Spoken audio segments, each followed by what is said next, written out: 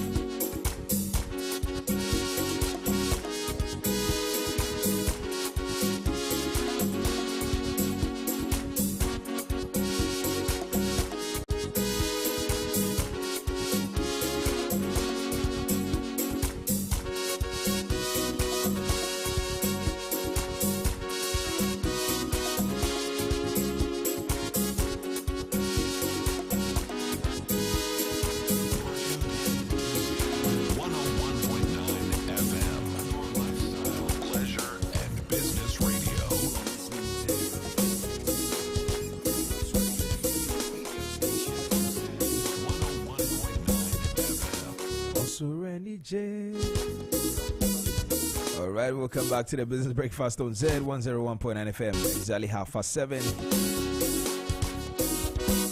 And our show continues this morning right here. If you just tune in, this is the Business Breakfast on Zed 101.9 FM. Your lifestyle, your leisure and business platform. And we're streaming live on our Facebook platform at ZFMGH. And also on YouTube at Z Multimedia. You may want to visit these platforms and enjoy the show from there. See me live. Alright, right about now we get into our business brief segment. But early on here, there's Samuela Intro with the business news.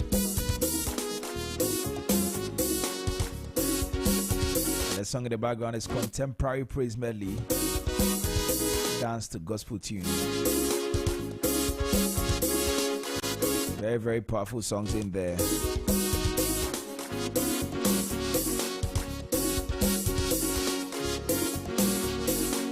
Aha, Pony Nasro.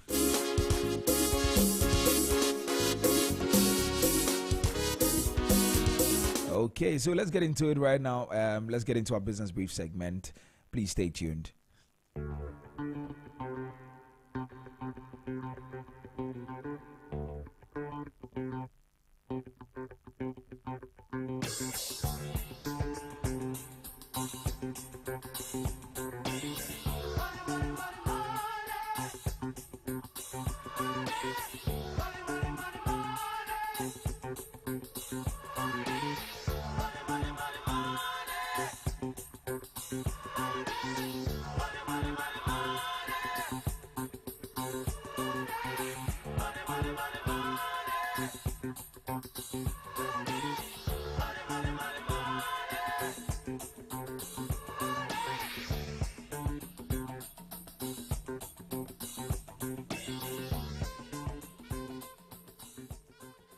All right, thank you very much. Let's get into our business brief segment right here on the Business Breakfast on Zed 101.9 FM.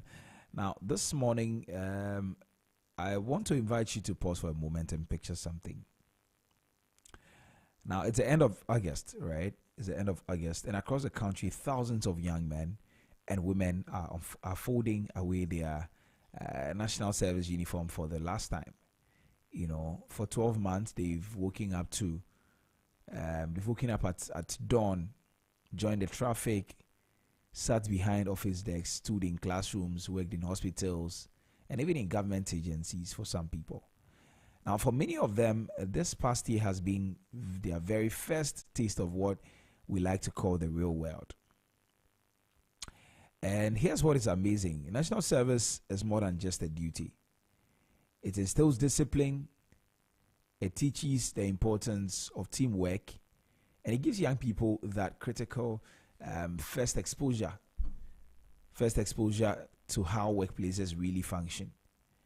And for parents, it's a proud moment. Now, for the young graduates themselves, it's a mix of relief and excitement. But now the question every single one of them is facing is what is next? Or what's next? Now, let's be very honest with ourselves. For a handful, the next is clear. Their host institutions will retain them. Maybe a school keeps on a brilliant teacher, or a bank absorbs a hardworking intern. But for the majority, let's say over 60% or over 80%, that letter of retention never comes. So what happens next? What happens when you're not getting that letter of retention? You're almost done and nobody seems to be saying anything to you. What happens next? Do they start job hunting? Do they go back to school? Or do they try to start something on their own? And this is not just their personal dilemma. It is a national question, because the way we treat this transition, this gap between service and the next stage, will shape the future of our economy. Now, according to the Ghana Statistical Service, Ghana's unemployment rate dropped slightly, and I think yesterday a statement was released and to that effect. And so that looks like some progress, doesn't it? But let's dig a bit deeper. Among young people aged 15 to 35, unemployment sits a bit high, and for those aged 15 to 24, it's staggering even higher. And that means nearly 1 in every 3 young people in that age bracket are without work. They don't have a job. And here's a kicker. Our economy created 1.15 million jobs in 2024, which is commendable. But the number of unemployed still grew by around 200,000. Why? Because every year, tens of thousands of graduates enter the job market. And job creation simply isn't keeping pace. So for this year's national service personnel, the path ahead is not quite straightforward. And it's not just this year. For the past few years, it's not straightforward. And that is why today's conversation is so important. Now, for the service leaver who wants some formal employment, here's the truth. Competition is fierce in the space. But opportunities do exist for those who prepare very well. The CV writing, the interview skills, the workplace readiness, and what have you. These are not just buzzwords. They are survival tools. And so if you're completing today and you don't have a CV written down, you don't have some proper interviewing skills and workplace readiness, maybe you might find yourself wanting. So please pay attention to those things. They are survival tools. And let's be frank, too many graduates leave service with CVs that look like shopping lists. I hate to say it, but yeah, that's a reality. Employers aren't looking for that. They aren't looking for that. They want evidence of initiative, proof that you've solved problems, that you've worked in teams, and that you've learned on the job. Those are the things that they pay attention to. Now, as business leaders listening right now, let me challenge you. What if we created more structured pipelines for national service personnel? What if? Just what if? Imagine if every company committed to retaining even 10% of their service staff each year. Trust me, that will transform lives. That will transform lives. So many lives. Now, let's talk about personal growth and empowerment. Now, we cannot underestimate the psychological toll of this season. Rejection letters hurt. Silence from employers can feel even worse. And the waiting can be draining. But this is not the time to give up. It is a time to grow. And continuous learning is one of the best antidotes to frustration. Continuous learning. A bar off. Online platforms like Coursera, edX, even local institutions offer affordable short courses. Volunteering can also fill gaps on the CV. And it shows initiative. Networking too, very, very critical. And as the saying goes, your network is your net worth. And I watched a video yesterday, and the man of God says that, I think it was Bishop James Sarr, those of us who know him. He says that human beings are doors. And so there are certain places you cannot enter without anybody there that you know. So you need to know people and know them well. And so your network is indeed your net worth. And this is where mentorship comes in as well. Every successful person listening to me this morning knows the value of a mentor. Some who open doors, some who made a phone call, who gave an advice that changed the trajectory. Young people finishing national service need exactly that kind of guidance now. And let's be real, unemployment doesn't always have to be a dead end. Sometimes it's a blank canvas. Some of Ghana's most inspiring businesses were born out of frustration, whether we like it or not. And this morning we'll be talking to one person who also went that path. Take agribusiness, for instance. A young graduate in Sunyani may not find a white-collar job, but with small capital, he can start snail farming or mushroom production or tech services. A young woman with a laptop and internet connection can launch a virtual assistant business or a social media consultancy right away. And so it's very huge. And here's what's exciting. Ghana's entrepreneurial ecosystem is maturing very fast. Incubators, co-working spaces, youth financing schemes, they are all more available now than ever. But many people are not aware.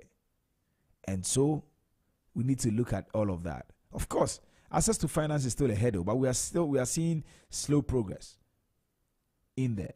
And let me borrow the words of Kofi Annan. He once said that young people should be at the forefront of global change and innovation. Empowered, they can be key agents for development. And that's exactly the energy we need to channel into entrepreneurship after service. So my friends, why does this matter right now? Because in just a few days, thousands of young Ghanaians will be stepping out of national service into uncharted waters. And the choices they make in this period will shape not only their futures, but also the future of our economy. And to our audience of business leaders, investors, professionals, entrepreneurs, this is not just their story. It's your story too, because you hold the keys to mentorship, to apprenticeship, to investment opportunities, and what have you. Supporting these young ones or these young people is not charity. It's an investment in Ghana's human capital. So don't go anywhere, because after market trends and also transport today, we'll be joined by a powerful panel, and they will help us make sense of exactly how to navigate life after national service. And this roundtable isn't just for national service personnel. It's for you. It's for you, the business leader looking for fresh talent, for you, the investor searching for the next big idea, and for you, parents guiding a child through uncertainty, and for you, the young professional wondering how to pivot. So it's a very important conversation. Please tell a friend to tell another friend that we're right here on Zed 101.9 FM, and we're streaming live on Facebook at ZFMGH and also on YouTube at Zed Multimedia. They should tune in and listen to the conversation. But I would love to hear from you. Share your own experience with me. How was national service, transitioning from national service into the real world? How was it like for you? So send me a WhatsApp on 0544321019, 0544321019, 0544321019. Send me a WhatsApp. Tell me your own experience. Did you go into entrepreneurship? Did you look for a job? Were you confused? What exactly was the path afterwards? How long did you stay home before you got a job? Feel free to share all of those things with me. 0544321019. So that will be all for Business Brief this morning. Up next is Transport Today. So please stay with me. But I just want to end my brief with this one. The question is simple. After national service, what next? But the answers, we are about to unpack them together. And this is a Business Breakfast on Zed 101.9 FM. Please don't touch that dial. Solomon Tetenate is ready to bring us Transport Today. Stay tuned. This is the pre-boarding announcement for flight 3728. Ignition sequence start. 6, 5, 4, 3, 2, 1, 0. All engines running. Liftoff. We have a liftoff.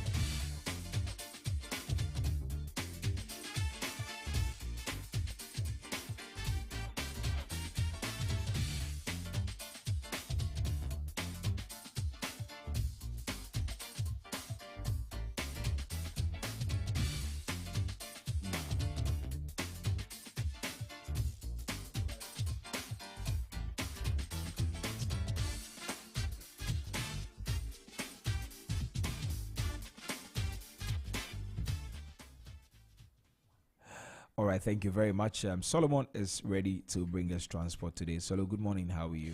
Yeah, good morning, Nee. I'm doing very well this morning. How about you? Yeah, I'm doing very well too, by God's grace. Yeah, we thank God for life. All right, tell us what exactly is happening. We're talking about national service. Yeah. And I heard you talking about CVs and all that. Yeah, very important. You made mention that some people's CV looks like a shopping list. Yeah, and I was just laughing when I was in this room. Like, this serious. But do you know that I started preparing CV in SHS? Wow. Yeah. You're one of the very few people, because a lot of young people, there are people that are in the university today who don't have CVs. Yeah, exactly. Yes. And I know a lot of friends that reach out to me. Charlie, how do you prepare? How do you do that? Share your I also got to with know me. I got to know about CVs very early. I mean, because my senior brother had a CV, and by the time I was leaving junior high school, I prepared one. So after senior high school, I'd wanted to work in a cafe. So there's a cafe close to my house. These internet cafes were actually something that was booming. So I wanted to work in a cafe. So I put my CV together by junior high school, and I applied for that job, even though I didn't get it. I mean, that was my first rejection. But that was my first rejection in life. Yeah, but a good try. Yeah. And so also I got the privilege to know how to prepare CV through my senior brother as well. And then he was in uni, and I'm now in SHS. He said, "No, there's something called CV. You need to learn how to prepare, because if you are applying for a job, that's what they are going to request for and all that, And it doesn't matter what experience you have. It's very important that you put it together. By the time I was leaving junior high school, I hadn't done so much. I mean, I happened to have been a prefect. I know how funny it looks like when it's Hulu and Charlie. When you are in SHS and you are preparing for CV.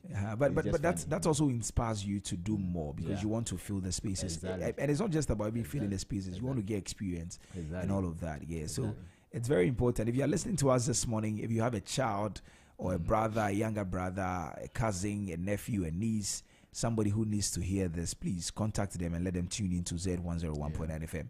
We'll be talking about that very soon. But more importantly, advise them to also get a CV in place. Exactly. They should write a CV. If they don't know how to write, you can guide them to put together something that will help them. So it's a very important thing. So I know, right? Yeah. So we'll talk about all of that this morning when we get into our roundtable discussion. But tell us what you have for us. All right. So today the flight schedules for, and I mean the local flight schedules for Passion Air and then Africa World Airlines, I'm taking you through, and then we look at the traffic situation in town, finally leave you with some stories trending in the transport system. So let me start with the flight schedules, and I'm starting with Passion Air as usual. Accra to Kumasi Passion Air morning schedules are 6:20 a.m., 8:50 a.m. and 11:20 a.m. Afternoon schedules 1:50 p.m. and 4:20 p.m. 1:50 p.m. and 4:20 p.m. And then evening schedule is 7:20 p.m. It takes 40 minutes to get to your destination. Accra to Takrade morning schedule is 6:20 a.m. and then afternoon schedule is 4:40 p.m. Morning schedule 6:20 a.m. and then afternoon schedule 4:40 p.m. and it takes 50 minutes to get to your destination. Accra to Sinyane has the morning schedule at 9:10 a.m. and then afternoon schedule is 1:50 p.m. and it takes 1 hour to get to your destination. Accra to Wa Passion Air has only one flight available for the day at 9:30 a.m. and it takes 1 hour 40 minutes to get to your destination. So these are the local flight schedules for Passion Air. But before I move to Africa World Airlines, let's look at Accra to Tamale Passion Air. Morning schedule is 6 a.m. and then afternoon schedules are 12:20 p.m. and 4 p.m. and then the evening schedule is for 7:10 p.m. and it takes 1 hour 20 minutes to get to your destination. So finally, these are the local flight schedules for Passion Air. Let's look at Africa World Airlines, how the schedules also looks like today. So Africa World Airlines Accra to Kumasi morning schedules are 6:20 a.m., 8:40 a.m. and 11:40 a.m. 6:20 a.m., 8:40 a.m. and 11:40 a.m. and then afternoon schedules are 2:20 p.m. and 4:40 p.m. 2:20 p.m. and 4:40 p.m. and then the evening schedule is 7 p.m. Accra to Takrade morning schedule is 6:40 a.m. and then afternoon schedules are 2:10 p.m. and 4:30 p.m. 2:10 p.m. and 4:30 p.m. and then Accra to Tamale morning schedules are 6:30 a.m. and 9:30 a.m. 6:30 a.m. and 9:30 a.m. and then afternoon schedules are 12:30 p.m. and 3:30 p.m. 12:30 p.m. and 3:30 p.m. So these are the local flight schedules for today. Now let's look at the traffic situation in town. And we are looking at the main road from Medina heading towards Legon.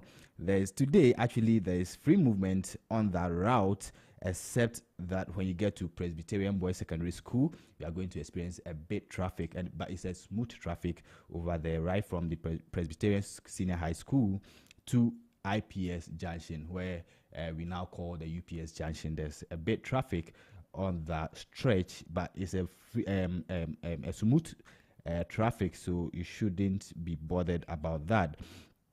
Also, there's massive traffic on the same stretch, right from the Legon Okponglo, right from Legon Okponglo to the Magdan group, where the Magdan group is located. There's traffic on that stretch at the moment, and that's the N4 road. So if you are using that route, you should also take note of that. There's also traffic right from Accra Mall to Airport First. It's a smooth traffic. It's building up slowly, but it's too early. It might get busy any moment from now, so you should take critical look at that. There's also traffic on the airport bypass at the moment. So if you're using the airport bypass, you are going to experience traffic at the moment on that stretch, so you should also take note of that. So that's the traffic situation over there as we speak. On the Gifford Road is building up slowly, right at where the base ordnance depot is located. On the Gifford Road is building up slowly at the moment, so you should also take note of that if you are using the Gifford Road heading towards the Airworks Sports Stadium. And that's the traffic situation over there as we speak. Independence Avenue is busy as usual, so you should also take note of that, right from the Zenith Bank head office past Car Bank, MTN Ghana to Ridge Runabout is very, very busy at the moment. If you are from Sankara heading towards Accra, you are going to experience massive traffic on that stretch. But if you are from Accra, Makola Ridge heading towards Sankara or coming to Medina, there's free movement on that lane as we speak. So these are the traffic situation in town. But before I leave, let me give you some stories trending in the in the transport system. And so Ryanair plans to expand operations significantly with the introduction of new routes from the UK to major European hubs in Germany, Spain, and Italy during the winter of 2025. So this expansion is intended to consolidate the airline's growing UK presence and stimulate tourism in the region. So with the addition of 5 new routes from London, including Germany, Spain, and Italy, Ryanair is improving travel and conveniently connecting everyone to travel for leisure. So that is from Ryanair. And also, before I leave, the helicopter crash, there's update on that incident. So international investigators arrived to assist probe. So the Ashanti Regional Minister, Dr. Frank Amwakohene, has confirmed that a team of international experts have arrived in the region to assist in investigations into the tragic military helicopter crash that occurred on August 6, 2025. So Dr. Amwakohene said that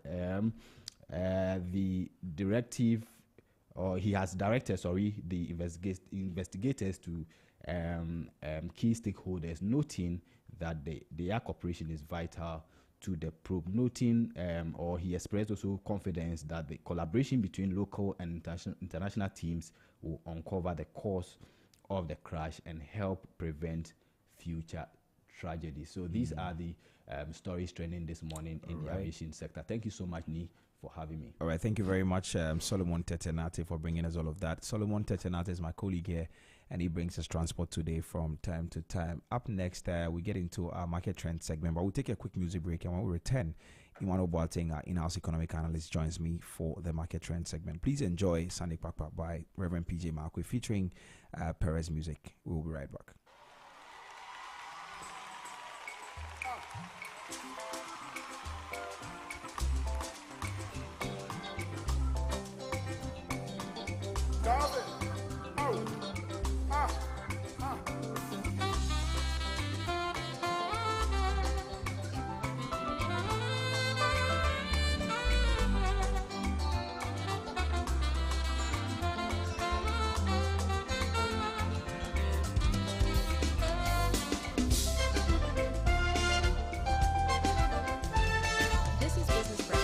Z101.9 FM. This is Business Breakfast on Z101.9 FM.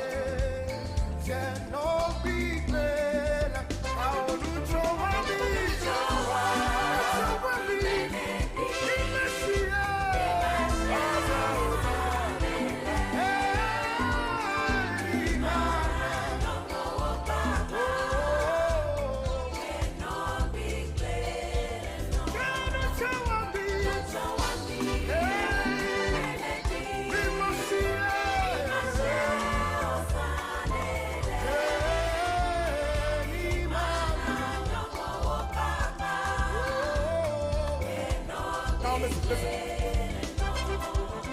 Ingezu kuluma, ingezwi, ingi hambe eklabendi,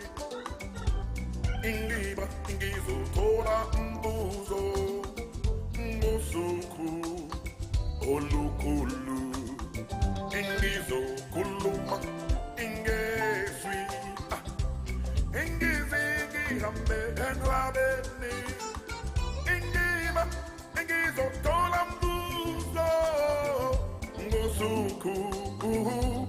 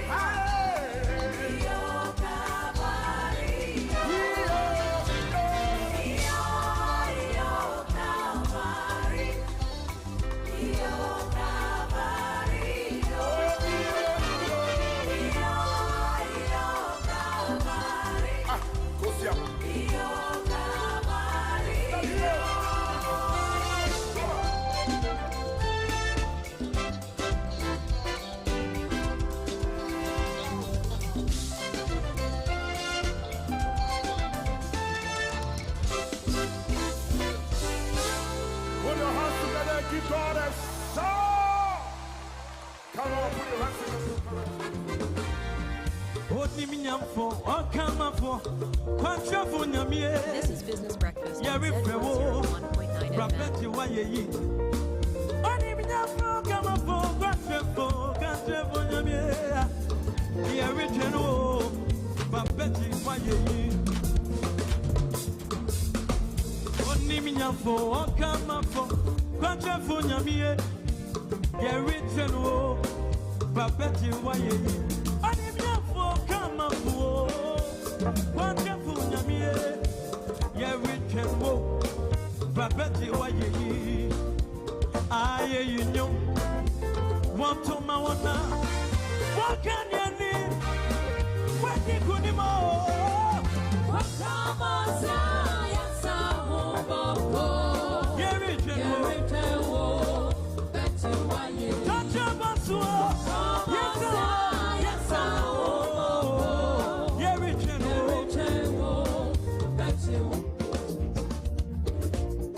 Right, welcome back to the Business Breakfast on Zed 101.9 FM. With me, Trebi Hammer, on the song in the background is High Life medley by Brian Kufor.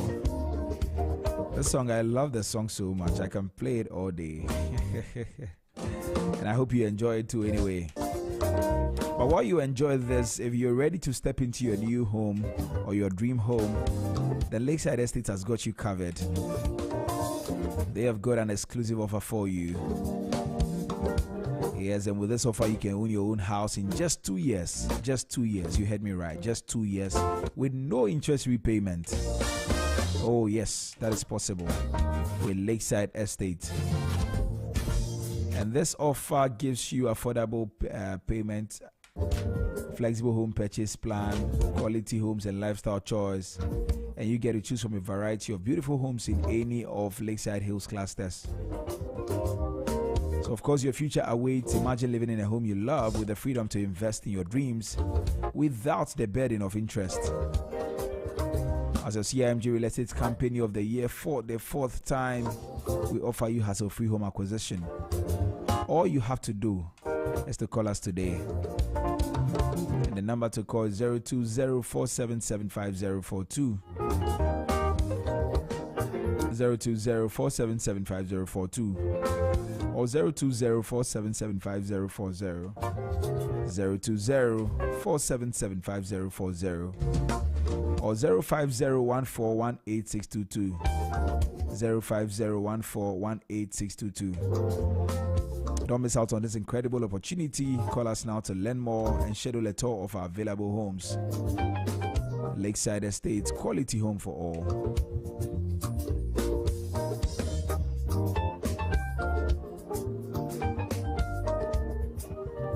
right, continue to enjoy this, and we'll get into our market trend segment very, very soon. Please stay tuned.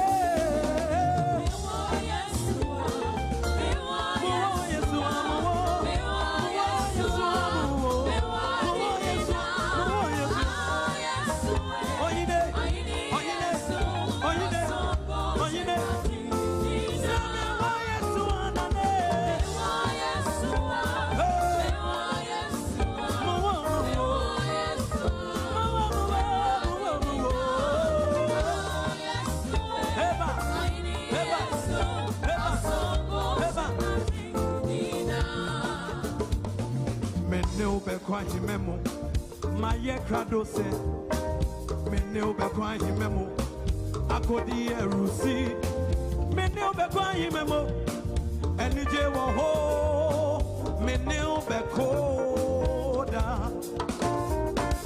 me ne ube kwa himemo maye krado se me ne ube kwa himemo akodi erusi me ne ube ko me ne ube ko me ne ube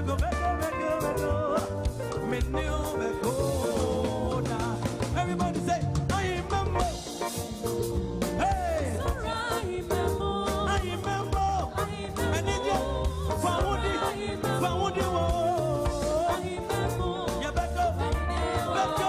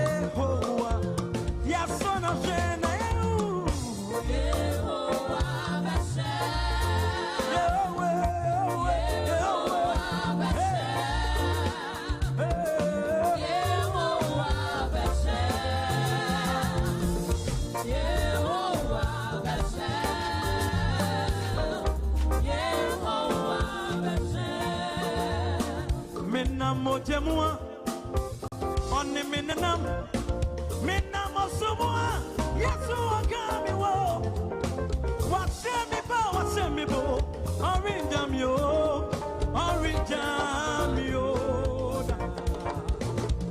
Semina mojemua Yesu kabimumpoa Minamosumua Yesu agami wo Wasemi bo Shemi bo Orinjamio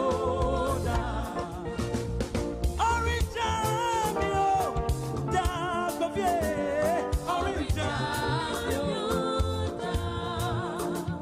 Orinjamio da Chelsea Sawana mojemwa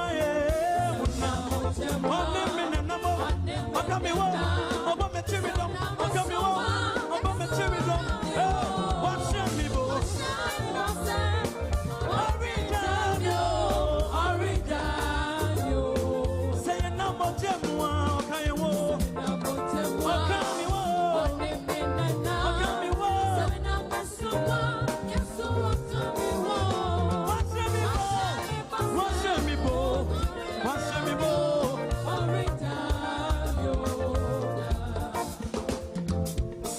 Mojemua on the minanam Minamosumua Mezaya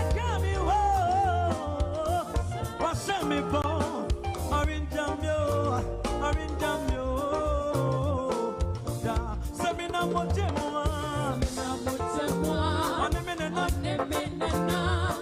semina mosoma, yeso akamewo. Orange jamio, orange jamio. Onayo, minyami onayo. Oye tete botai, nyame onayo, onayo, onayo kra. Oye, ye, mi nyame onayo kra. Onayo, onayo. Oye tete botai, mi nyame onayo kra. Che serena, oh bebe mo. Oh yeah. Onayo.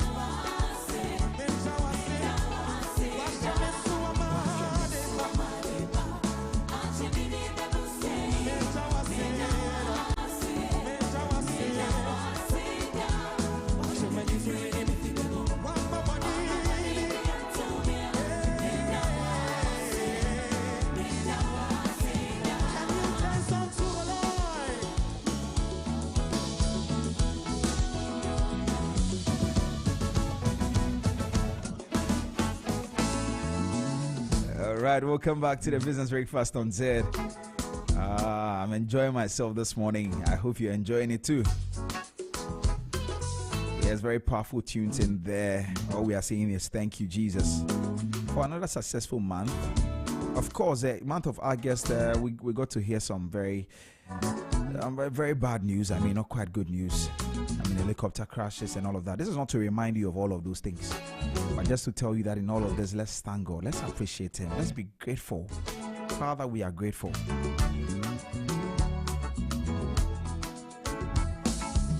All right, so let's get into our market trend segment right here on the Business Breakfast on Zed. But the song in the background is Nana Moa Praise Waiting, the June 2025 edition. And the scripture they use is Psalm 65 verse 1. Yes, all right. So Emmanuel Boateng has joined us this morning, and today we are turning our focus to the labor markets. Some new data have come from the Ghana Statistical Service, and it paints a mixed picture, really. And on one hand, the national employment rate declined slightly to 13.6% in 2024, down from 14.6% the previous year. And on the other hand, the number of unemployed Ghanaians actually rose by about 200,000 as the labor force continues to expand faster than job creation. And also youth unemployment remains particularly troubling at 22.5%, while more women than men gained jobs. widening the gender gap in employment. And so what exactly do these trends mean for our economy, for young people seeking opportunities, and for long-term stability? And that is what we're talking about this morning. Emmanuel Boateng is over the phone lines to have this conversation with me. Emma, good morning. You're welcome. Good morning. Thank you very much for having me. Right. Thank you so much for making time. So, I mean, the reports gives us some paints a very mixed picture. We see some good news somewhere and some bad news. What was your initial reaction of the report? Well, thank you. Good morning to our cherished listeners, those who keep listening to us every morning. I don't see a good news per se. I don't see a good news per se because, you see, there should be one question all of us should be able to answer whenever we want to talk about unemployment. And that has to do with the question of how many decent jobs have been created in this country, just say even over the past 2 or 3 years, that we can all point to, that these are jobs that have been created for young people. I don't think we'll be able to point to any specific decent job that have been created. And I use the word decent job, the phrase decent jobs more carefully, because you see, you want a young person to be employed, not just employed so that they can get income, but be employed such that their job security is guaranteed. I mean, people get employed and then after a while they lose their jobs and there is no certainty about whether or not they are going to continue working there, among other things. I mean, unemployment, the way it is also calculated, perhaps many people are creating spaces to be able to get something to do. But if the report is highlighting the percentage drop in unemployment rates, which seems to suggest that to some extent the level of unemployment in the country is getting better, the real question we need to be asking is, where did these jobs come from? What jobs have been created within a space of time, the space of a year, to be able to warrant this? Once that question is answered, then we can begin to have deeper conversations on it. Because this is just a statistical measure. It's a number put to it. And that is why you say the findings are contrasting. Because although there is a percentage point drop in unemployment rate, the number of unemployed people actually shoots up. And I'm sure that is where, or I'm not too sure, but maybe that is where you are saying there is a mixed finding in the whole sense. So, I mean, so that for me, I think more needs to be done. A lot of hard work needs to be put in. We need to focus on engineering and anchoring our growth along productive capacities of this economy, productive sectors that would create jobs that would increase productivity and, as it were, improve our income levels in this country. I see. Right. Let's get into the report proper. Now, the report shows that Ghana's unemployment rate is to 13.6% in 2024, down from 14.6%. What exactly does this improvement really mean for the economy, from where you said? Well, of course. So like I was saying, it's a percentage point drop in unemployment rate.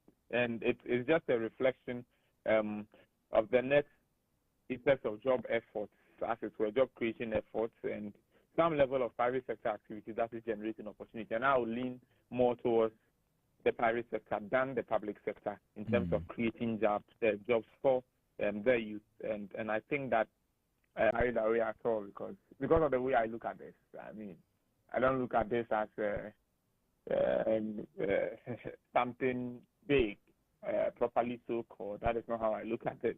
But I look at it with caution. A single percentage point drop is minimal. It's very, very small in absolute terms. You see, it still represents a large number of Ghanaians out of work. And that is the core of the discussion. A lot of people are out of work. See, the improvement is a sign of direction, but not a sign of magnitude.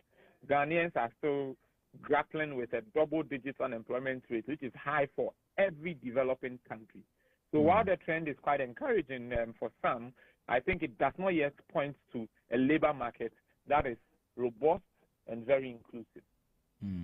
So there's a lot to do. Now, despite this drop, we can see that the number of unemployed Ghanaians actually rose about 200,000. By about 200,000. How do we reconcile these two developments? That's a question I've been asking myself. Yeah. So that was what I started on with when you asked me for my reaction to the report. So you have unemployment rates dropping by a percentage point, and you have the number of unemployed people increasing by 200,000. Such a paradoxical insight, very, very opposite in terms of what we would traditionally expect. You see, I think it comes down to labor force dynamics. And what do I mean by that? The labor force in the country is expanding rapidly. Let us not forget that our youthful population is growing like never before. Let us not forget that I think by 2045 or so, Africa's youth will be Africa will be the most populated continent on the earth, and the youth will be driving that population change. You know, elsewhere you hear things like give birth to only one child, give birth to 2 children. Elsewhere you also hear things like, oh, give birth and we'll take care of you. When you give birth to X number of children, you get this X package and the like. Yeah. That is what is happening elsewhere. But here, there is nothing like that, and it just gives you an idea of the way population growth is headed. Now, if your population is growing more than the jobs you are creating, I don't know if you get what I mean. Yeah. So on one hand, you have population growing, you are not creating jobs proportionate to the population growth rate. What is going to happen is that your unemployment rate is calculated in a certain form. So unemployment rate, you compare year kind of thing. You may experience a drop in unemployment rate, and that will be accurate for what it is worth. Because once there are improvements in employment to a certain level, unemployment, as it were, the rate will enhance or would improve. However, because of the increase in population, you cannot match the two. And so population will increase, not much jobs have been created to absorb. See, every year, look at the number of graduates who complete universities looking for jobs every year. And the data makes it appear as though the most successful way to be unemployed is to even go to the university. Because once you are out, you are not going to get a job. And so for me, I mean, it's not so much of a surprise. I'm not really surprised that much, you see. More young people are emerging on the scene. Our population is growing, and year by year, in 2024 alone, the economy added about 1.15 million jobs, as the report was suggesting. Yeah. But the labor force grew even faster than that. What does that mean? What that means is that jobs that have been created is about 1.15 million. I don't know if you get the point I'm making. Yes. However, the number of people looking for jobs more than double that number. It's also increasing. Precisely so. More than the number of jobs that were created. And so you still have, so if you have 200,000 people who do not have jobs, then it means that when you did the matching, there are 200,000 people who couldn't fit in. Because there were no jobs. Yeah. So even with job creation, the pool of unemployed has increased. So the unemployment rate is basically a relative measure. So while the proportion of unemployed fell slightly, the absolute numbers rose because of the expanding base, which is our population. Population, right. We need to create jobs at a pace that outstrips new entrants. See, without that, even good job creation numbers will continue to be offset by demographic pressures. So you don't just say, I am going to create 10,000 jobs. And I'm sure you hear the politicians say that a lot. Yeah. Oh, we have been able to create 50,000 jobs through this, and they say it with a lot of confidence and boldness. I mean, and we must commend them for that.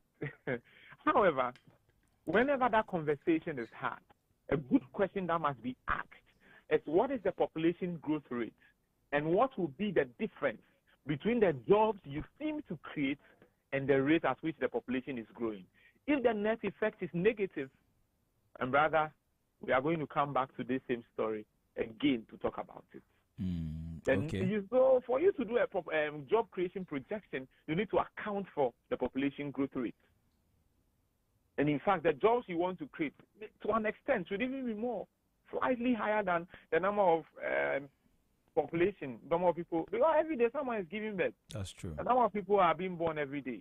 And the number of people who are born every day compared to those who are dying, those who are born is more than those who are dying, So, I mean, these are one who even want to make the argument that, okay, but there are also people dying. There are people going on retirement. See, how many people are even going on retirement? Today in this country, people's age are being altered. 1, 2. People are due for retirement. They retire, but get contracts to work with the companies they currently work with. And there are so many dynamics about all of these things. And some organizations typically prefer the experience than the young people. They see the Gen Zs to be something else altogether. So that is the whole point. The whole point is that, yes, the unemployment, which is a relatively measure of those who are unemployed, is improving. However, the way or the pace at which population is growing is proportionately more than the pace at which the number of people who do not have jobs is growing. And that is why there is that contrast. Right. So we must be able to match the two. I mean, bring the two quite close. Right. All we need to do is to create decent jobs in tandem with the rate at which the population is growing, and not just any population. And of course, if I don't say this, I wouldn't have been fair. I think we've had a conversation where I told you that it's also an issue of what the labor market is demanding for. In other words, is it likely that there are some jobs in there? However, the teeming youth do not seem to have the skills, the interest, and all of that to be able to fill into those jobs. And I was actually coming to that. I wanted to ask you why youth unemployment remains high at 22.5%. That's a lot. Yeah, way more than the. Yes. So my question is that why is this group struggling the most to find jobs? Why is it? Yeah, so I think it's an issue of demand and supply side. I mean, variations. How do you mean? So on the supply side, we see many young people enter the labor market with qualifications that don't match industry needs. And I'm sure we've been talking about that. Yeah, skill set development is important. Today, the labor market is making a case for certain skills and certain proficiencies in the use of technology, among other things, the use of some particular softwares, among other things, not just the theoretical knowledge, not just the basic things that you knew. In fact, some labor markets are calling for soft skills, the ability to work as a team, for you to be polite. I mean, many things that naturally young people may not be looking at. They will just be interested in doing their things that they have been taught in class. And once they get out of school, it looks like they are successfully unemployed. So supply side makes a case for that. Qualification or skill set mismatch with real job on the market. That. Now, the education system, while producing graduates, often doesn't equip them with practical skills demanded by employers. And of course, whatever we do, at the end of every academic year, a lot of people are going to graduate from the universities. We have a lot of universities in this country. We have a lot of, now we don't call it polytechnics, there's a name for it, technical universities in this country. We have a lot of vocational training institutes in this country. See, there are lots of institutions that are training young people for the labor market. The point is that every single year there will be graduation for young people. And it's a cycle. As they are graduating, some new people are coming from the senior high schools into the university. New people are moving from the junior high school into the senior high school. New people are moving from primary school into the junior high school. New people are moving from whatever, kindergarten or whatever, into the primary school. And new people are being born to start school. So that cycle would continue, whatever we do. And I think that on the demand side, the economy has not been growing in sectors that are labor intensive enough to absorb the teeming growing numbers of the youth, especially manufacturing and some modern services. And so that is something that we need to pay attention to. And I think in addition, younger workers, they face barriers such as lack of work experience. You know, True, sometimes you see a job opening and they will say 15 years work experience. I remember some time ago, a friend of mine and myself, we applied for a certain job we saw somewhere. Of course, I think we were in level 300 at the time. They were looking for a personal assistant for the general manager of a certain organization. I'll conceal the name. Sure. But I was happy. I was actually called for interview. And, I indicated some years of experience on my CV. And I was going there. I went there to actually defend that years of experience because I was still in school and I didn't have any actual years of experience. But then I was making the case that all the while that I was in school, the number of experience I had gotten, because these guys are asking for, I think, 15 years experience. Now, like, okay, what are you saying? How? Maybe 10 years, maybe 10. How? That's not possible for us. But I think I put something there, like 5 years or so, to tell them that, oh, see, you know something? Some of us, we've been working on, just that it's not in the formal wage economy. But we've been working. We do a lot of work. We have interpersonal relationships with people. That's a lot of work. We've been doing a lot of work in the church. We do a lot of work elsewhere on campus, leaders and all. All of that is work, just that we don't receive any income. And so if they could consider that, they could certainly, as it were. Did you land a job? No. They wanted certain things that would contravene my studies. I had to be in the office Monday to Friday, kind of thing. So like, no, this the trade-off is huge. And I was maybe if I was in 400 second semester, maybe I would have gone for it.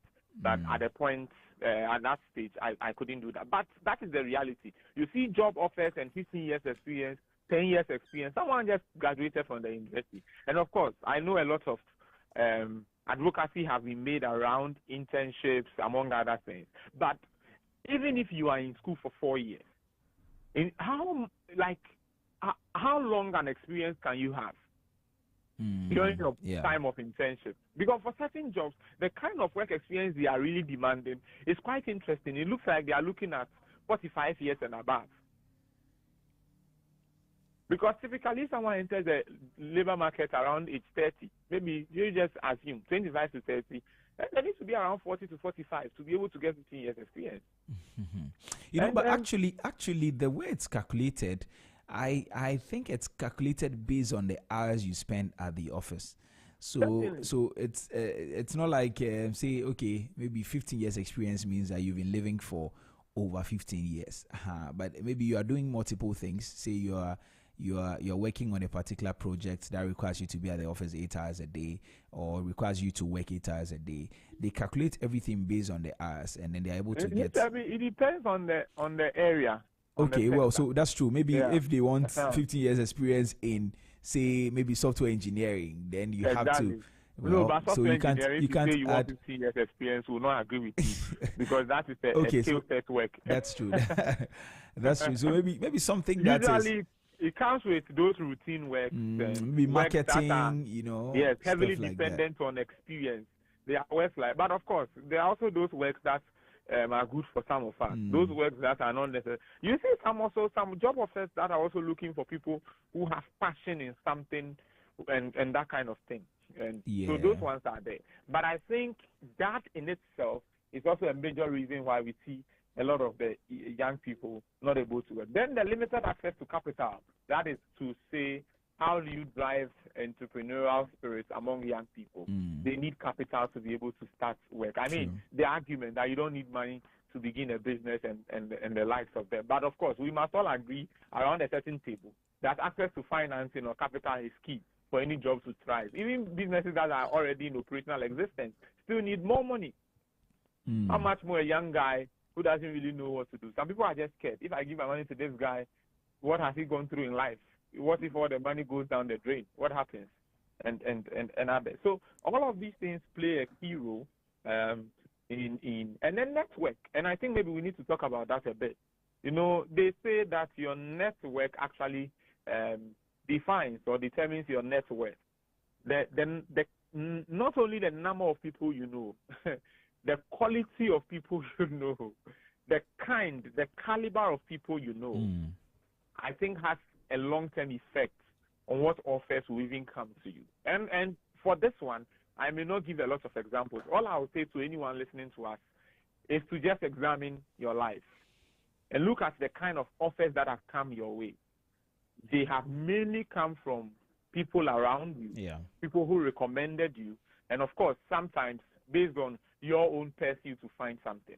But that is minimal. And the strongest link comes when someone way above, who is part of the community you built around yourself, recommends you. And then trust me, those recommendations are faster than how the North Pole of a magnet attracts the South Pole. Very, very fast. See, someone calls you and says, Emmanuel, this man recommended you. He says you are good at this. The matter is settled. Once they have called you, that's it. You've landed whatever it is. Some of us, that is the kind of work we do, not like, but that is it. You are able to do this. You can help do this and that. So you need to, also young people also need to build a strong network around them. Many young people go to school and they don't even know their lectures. They don't. And on the day of exams, they now go to their course outline to go and check their lectures just in case they are asked to write it. So many young people go to school without knowing the names of their lectures. They don't form friendships. They don't have a social life. They don't have friends with their colleagues. And mind you, some of your colleagues will come and employ you. Some of your colleagues are better networked than you are. That's true. And by joining their network, it is like a web. Automatically, they may introduce you to the other people that they are also connected to. So you need to build a strong social capital. Yes, I think that has been the phrase I've been looking for. Yeah. If you don't have a strong social capital, I think it's also another way to successfully render yourself unemployed as a young person. So build a strong social capital. And once you do that, see, your social capital itself will be asking you, are you not working? And say, oh, I've tried, but I'm not going to say, oh, no, what can you do? What are you able to do? Where's your CV? They'll just take it and then they land you a job. So these are the dynamics, and that is why we are seeing the numbers we are seeing for youth unemployment. It's quite high, and I agree. And these are some of the factors that are driving that. Right. I mean, you capture everything well. Let's look at, you see, the report also shows that more women than men gain jobs in 2024. Widening the employment gap. How should we interpret this? Is it progress or inequality in another form? Well, I don't know what to tell you at this point. More women gain jobs than men. Yeah. Wow. I don't know why you are laughing, but I'm laughing because there's an SDG on gender equality. Gender equality, right? yeah. And I think that's it. I think about it. The last time I sent a message to a couple of friends, I think there is an act by Parliament recently. I don't know if I remember. The affirmative action. Good. So you've seen that act. I think Gender Equity Act 2024, Act 1211, precisely so called, is to promote equality and address gender imbalances. And there is a bold path, 30% women in leadership by next year, and then 35% by 2028, and full gender parity by 2050. In 5 years' time, in leadership, there must be gender equality or gender parity, as the bill calls it. And when I look at this bill, and I look at what is happening currently, I think they are on course. We are on course. Let me say we are on course, so that someone will say this guy is taking himself out. Yes, I think we are on course. But that is not also surprising, Nietzsche, particularly because a lot of the conversations have recently focused on women employment, women in entrepreneurship. I'm sure you've seen a lot of campaigns on that. And so that inadvertently renders a lot of opportunities to women. And maybe let's not have the discussion in silos. I think that historically, women and children have been seen, or are still seen, as a certain vulnerable class group in the society. Yeah. I have to use the right words because this thing can land you in trouble. That's how they call them, vulnerable groups.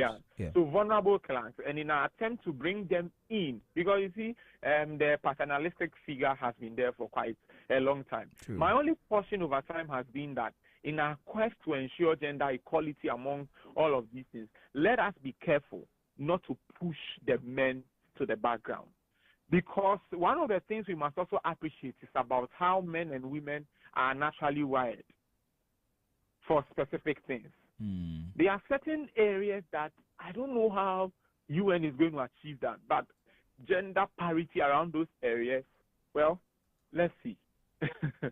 Let's see. Yeah, but generally, I think this is the path that the whole world is going, and I think with this progress that we have seen, I mean, on the surface, the fact that women's employment is going faster is a positive sign. It suggests that female participation in the labor market is increasing, which is critical for inclusive growth, with over 1.1 million more women employed than men. Ghana is seeing a gradual narrowing of the gender participation gap. But a deeper question is about the quality of these jobs. Very, very important. Let me just say it because I have the data. Most of these women are employed at the lower end of the services sector. You find them sitting in shops, supermarkets, sales ladies, customer service, etc., etc. Not that it's not a good job per se, but it's usually at the lower end of the curve. And sometimes, depending on where they work, their job security is also a matter of concern that we need to check in. There are a lot of people who are working whose social security is not being paid, many other things. So these are all areas that we need to pay attention to. Many of the gains in women's employment are concentrated in the informal sector, petty trading, services, and some level of agriculture, which often lack job security, like I was mentioning, benefits, and pathways for advancement. So while the number points to progress in particular, they may also mask an inequality in job quality. And that will mean that, yes, a number of women are now gaining employment. In fact, 1.1 million more than men. However, what is the quality of jobs that women are gaining? What is the quality? So let us not clap our hands merely because the number of women who are gaining employment is increasing. In addition to that, let us check and examine the quality of the jobs that are being offered to women. Because otherwise, we would reach a point where, yes, with numbers we have matched, but in terms of quality, there is a huge disparity, and that may also take us a lot of time to be able to correct. And my suggestion is that, or my recommendation is that, let us carry the two along. Let us be able to carry the two along. So the big question must be answered. Yes, women employment is increasing. However, what is the quality of these jobs that women are being employed into? Right. Okay. So let's also talk about, now I see that NEET levels, youth that are not in employment, education or training remain very high. How worrying is this trend for our long-term growth as a nation? It's deeply concerning. Youth that are not in employment, that are not in education, and are not in training. Hey, so what are they in? Yeah, I'm with you. Hello? Yeah, I'm with you. Yeah, I'm asking, if they are not in employment, if they are not in education, if they are not in training, what are they in? I mean, a lot of things. Some of them are just there, you know. They are so not doing anything that is worrying for me because these are, you know, if you're a young person, you're actually at the weight-bearing stage of your life. You are now developing yourself. And how do you develop? Education, training, and of course, beyond that, you talk about employment. So if they are not there, are they? Because if they are in school, that's education. So where are they? That is a concern, especially because of some of the waves we have seen. And I'm sure when I say Unim Red, you clearly understand what exactly. I was actually coming to connect that to that. You know, I mean, there's a saying that Satan finds work for the idle hand. And so once a lot of people are not doing anything, that is where they find work. Yes, Satan finds work. Now Satan is an employer. Yes, Satan employs people all the time. But anyway, so yeah, so he finds work for the for the idle hand. And so once you're unemployed, you are not in any of these. You are not in employment. You are not in education. You are not in training. And then you become a candidate for employment with Satan. For vices. So people are going into drug abuse. I mean, teenage pregnancy. Because why a serious pa? If you are serious with life and you have job, you don't think, sometimes you don't even think about certain kinds of things, you know. So those are some of the things. I'm sure that is why we are recording very high numbers in that these is very vices. true. I agree with you. You see, a large share of youth that are not engaged in work, education, training, it simply means we are not taking advantage of our demographic dividend. I said that we have a population demographic that is very rich, extremely rich. You have a population where the majority of people in the country are young. Charlie, a country like this must develop very fast, because we have the energy, we have the passion, we have the zeal. The young people have everything it takes to transform the country. That brings us to the real ground question. Is labor force sufficient to drive economic growth? That is a question we have to ask ourselves. Yeah. So, and we have our answers. Let's just turn around and look around us. I'm sure you see Wade in the studio, but he's not in the studio.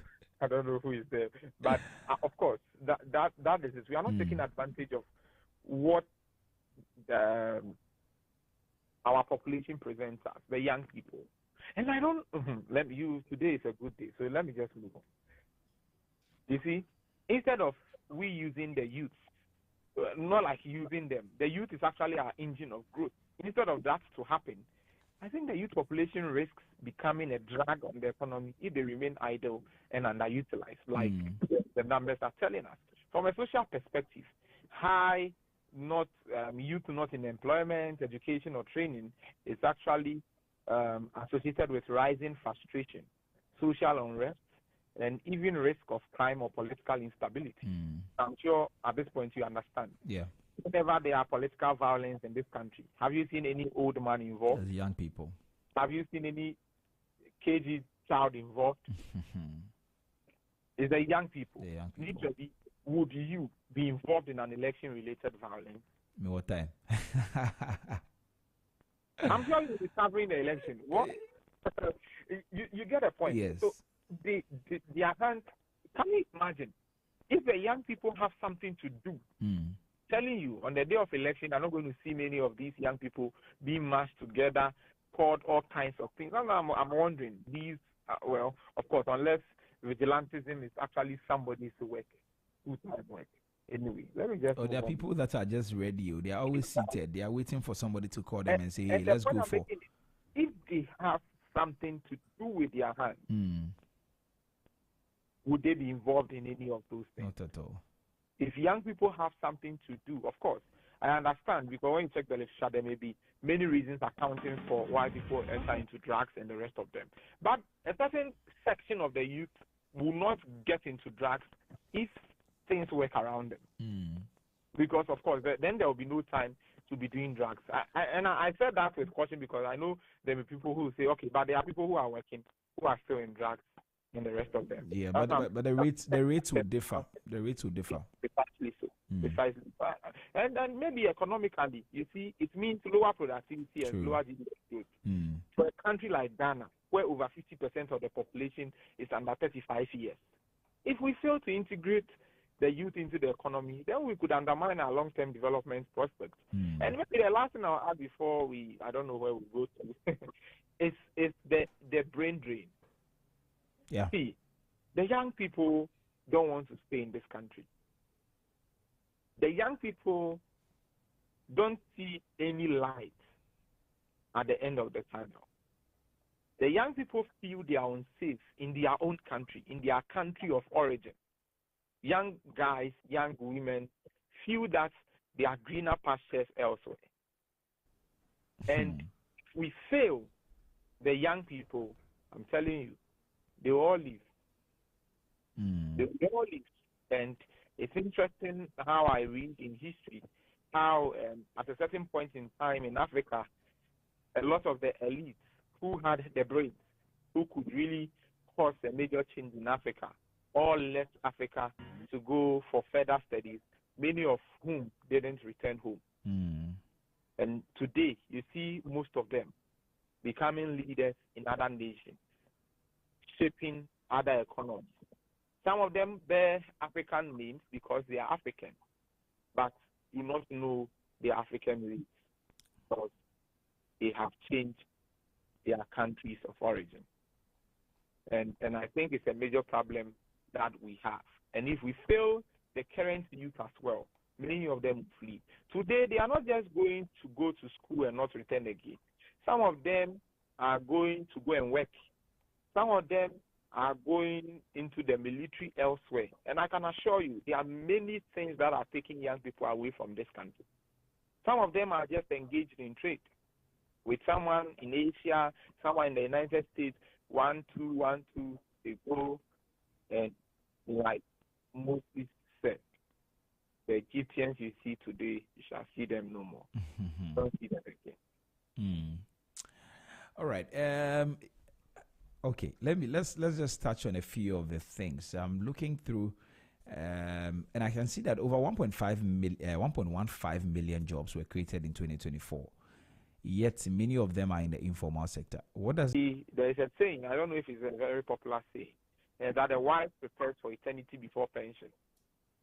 When you go on pension, there's more to it than we know now. It is because, you see, it is because we don't have a lot of people don't have jobs.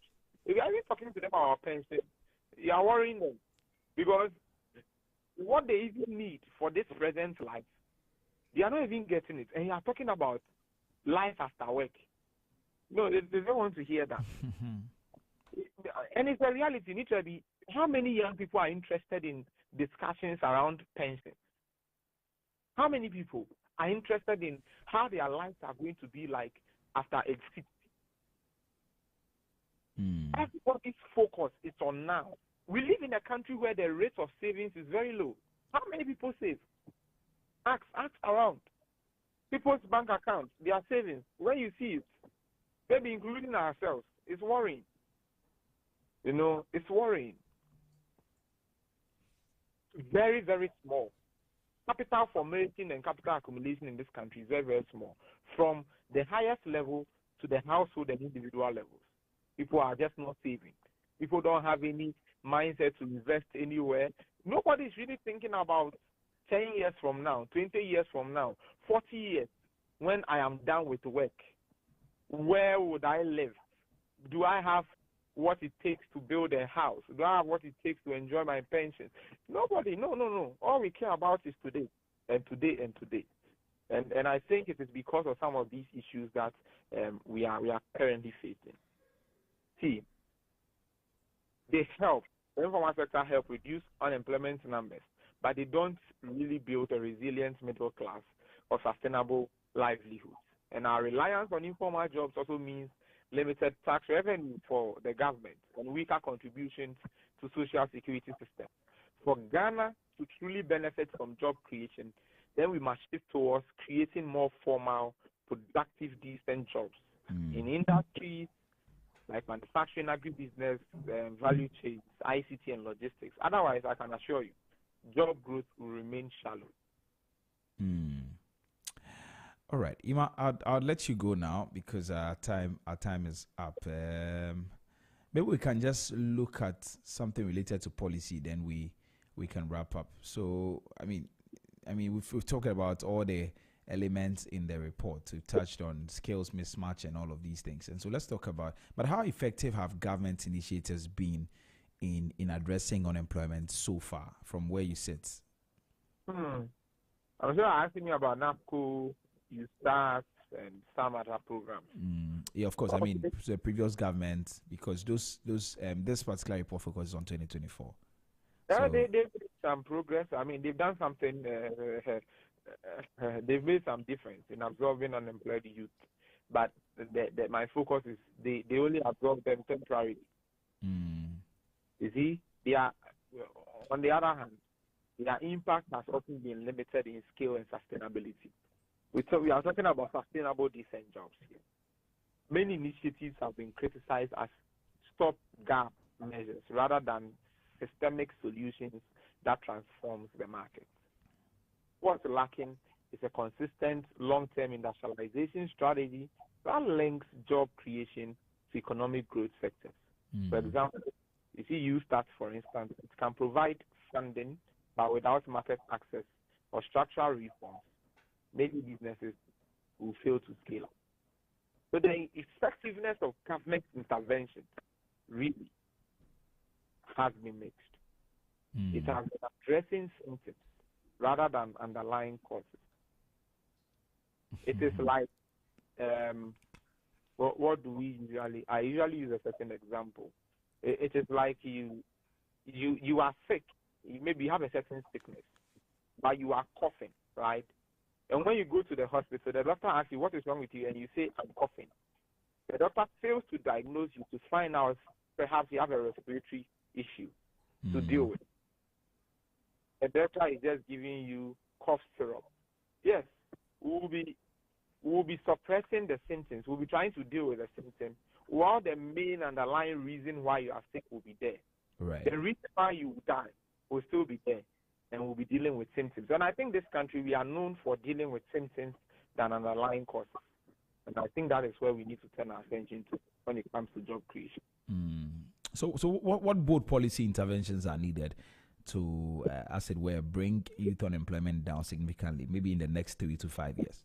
We need to double down, first of all, on industrialization and value addition. True. We need to move beyond raw commodity export into agro-processing. See, there was a data that I chanced on a while ago, and let me talk about this. Maybe it's a good time. Cocoa, right? No, gold. Let me start with gold. When we export raw gold, like we have been doing, and I'm sure you are aware, the highest profit we get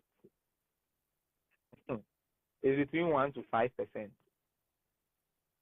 from gold when we export it in its raw state, right? If we export gold that has been refined, the minimum profit we'll get is 10 to 15%. You see the difference between the highest we can get in its raw state and the minimum we can get when it is refined, and what we are doing to ourselves. Once you are thinking about refining gold, what are you doing? It's a value chain, and you will need people to do that. That is job creation. Cocoa in its raw state, when you export in it. See, Ghana and Cote d'Ivoire together produce more than 50% of the world's cocoa. Yeah. Ghana and Cote d'Ivoire together earn less than 5% of the entire cocoa value chain. A huge disparity. If we can think about something to do with the beans rather than merely exporting them in their raw state, that is job creation. Because the more you open cocoa processing factories, among other things, you need people to be able to be engaged. You need people to be engaged in the processing, in the value addition process, and that is job creation. And these are factories, these are industries, these are jobs that will last the sound of time. And these are the kind of jobs that we are calling for. So I mean, that is what, the key thing we have to do. Textiles. See, textiles. This country. Oh God, cashew. There are so many things that can be done. So many. And I think there must be a deliberate push for technical and vocational training. And we must commend the previous government for what they started with TVET and what the current government is also doing in terms of continuing it. And I'm sure that you are aware of the TVET among other things. Yeah, because today it will equip the youth with practical skills that are actually currently in high demand. And additionally, we must support SMEs with access to finance, infrastructure, among other things. See, let us think about some joint ventures and partnerships for our SMEs with bigger institutions whenever we are thinking of funding. Let us not just go for money and come and give to them. The kind of businesses we have in this country, they cannot compete. Do you know how we know that? When was the last time a Ghanaian club team won Africa Champions League? Even our football clubs are not competing. I mean, that's just a joke, but it's a mirror of the reality, actually. Our businesses are not able to compete. How many Ghanaian businesses do you see outside Ghana off the map? In fact, how many Ghanaian businesses do you see competing over all regions in this country? And we are talking about Africa Continental Free Trade Area. We are talking about the world as a global village or a single market for which you are competing with everybody all over the world. Our businesses are not able to compete. Right. So let us not just think about just giving them money, 10,000 cedi grants to do this, do that. Let us also think about some joint ventures with some tech companies, among others, to be able to help us scale up and improve. Yeah, I think largely that's what I'll say. All right, Ima, I'll let you go now. Thank you very much for your time, and thanks for sharing your insights with us. It's been a very long one, but we've made a lot of progress, and I'm really grateful. You're welcome. Okay, hopefully we'll talk some more on Monday. All right, that was Emmanuel Boating, our in-house economic analyst, sharing his thoughts with us on the latest report by the Ghana Statistical Service, and he says that there's so much we must do in terms of employment for our young people. If you missed any part of this interview, please visit our social media platforms, ZFMGH on Instagram, Facebook, and X, and also on YouTube at Z Multimedia, and also on TikTok, Z Multimedia. You can visit these platforms and play back this particular conversation and see how you can position yourself better. But if you know anybody that needs to hear this, please do well to share with them as well. Okay, right about now, we will get into our roundtable discussion, the main conversation for today, and we're talking about navigating life after national service. The big question on the minds of many young people today is what next? Today marks the last day for a lot of people who are going to now face a real world. They are going to walk out of their offices, some of them very excited that they are leaving, only to go and face the realities on the ground. And we'll talk a bit more about that. What can you do? What should you do? And we're going to hear from people who have experienced it, and also a career coach to share her thoughts with us on what exactly you must do to position yourself. If you know any young person that must hear this conversation, please feel free to send them the link. Visit ZFMGH on Facebook and also Z Multimedia on YouTube, or tell them to tune into 101.9 FM ZFM, and we can have the conversation very well. But I would love to hear from you.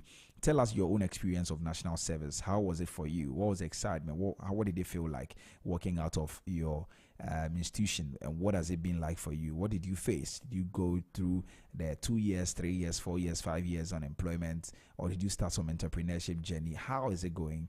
And I would love to really hear from you. So please send me a WhatsApp on 0544321019, 0544321019, 0544321019. I would love to repeat it so that you can send your message.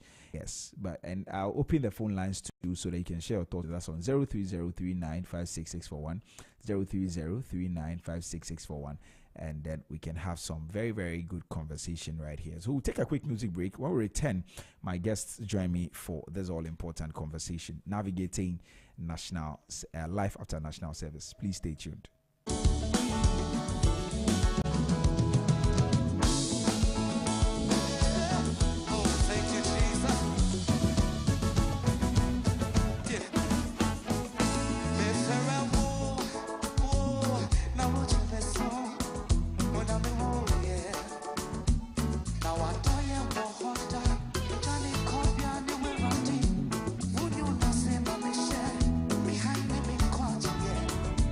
Then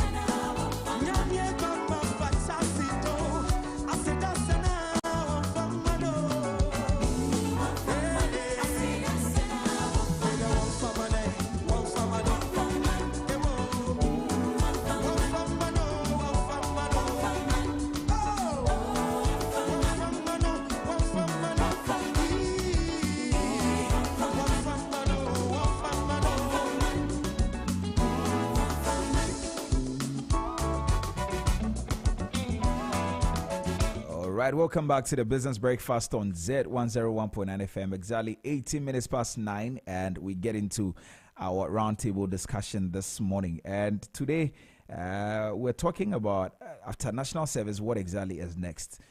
Navigating post-national service realities. And this week, thousands of young Ghanaians are finishing their national service. Some are excited, some are anxious, and many are asking themselves, what exactly is the next chapter looking like for me? And the truth is that while a few will be retained in their service institutions, the majority will have to navigate the uncertainty, whether that is looking for a job, furthering their education, or venturing into business. And there's a chunk of other people who don't even know what exactly to do at all. They are just confused about life, and that's why we put together this special roundtable to hear real stories, share practical strategies, and also provide direction at this particular pivotal moment. Joining me this morning, we're going to hear from an entrepreneur, someone who went into entrepreneurship. Her name is Portia Saki Saba. She's in studio with me. Portia, good morning. How are you? Good morning. I'm fine. Right. Good to have you this morning. And then we'll also hear from Elliot Nene Aita. He is a youth development advocate and also a change influencer. He likes to call himself that. And he's also going to share his experience with us. He went into employment, and so he will also share his experience. And then we'll also hear finally from a career coach and HR consultant who will give us some professional tips on navigating the job market and also how to position yourself very well to face or to navigate this post-national service realities we're talking about. So let's dive straight into it. Once again, Portia, you're welcome. Thank you. All right, so let's get into the conversation. Now, you went straight into entrepreneurship right after your national service. Take us back to the moment, first of all, when you ended your national service. What was going through your mind around that time? Okay, so I'll say my journey started when I was in school. Okay. So before I started my national service, I kind of had an idea of what I wanted to do, even though I was not so sure. Because when I was on campus, I started this skincare business I told you.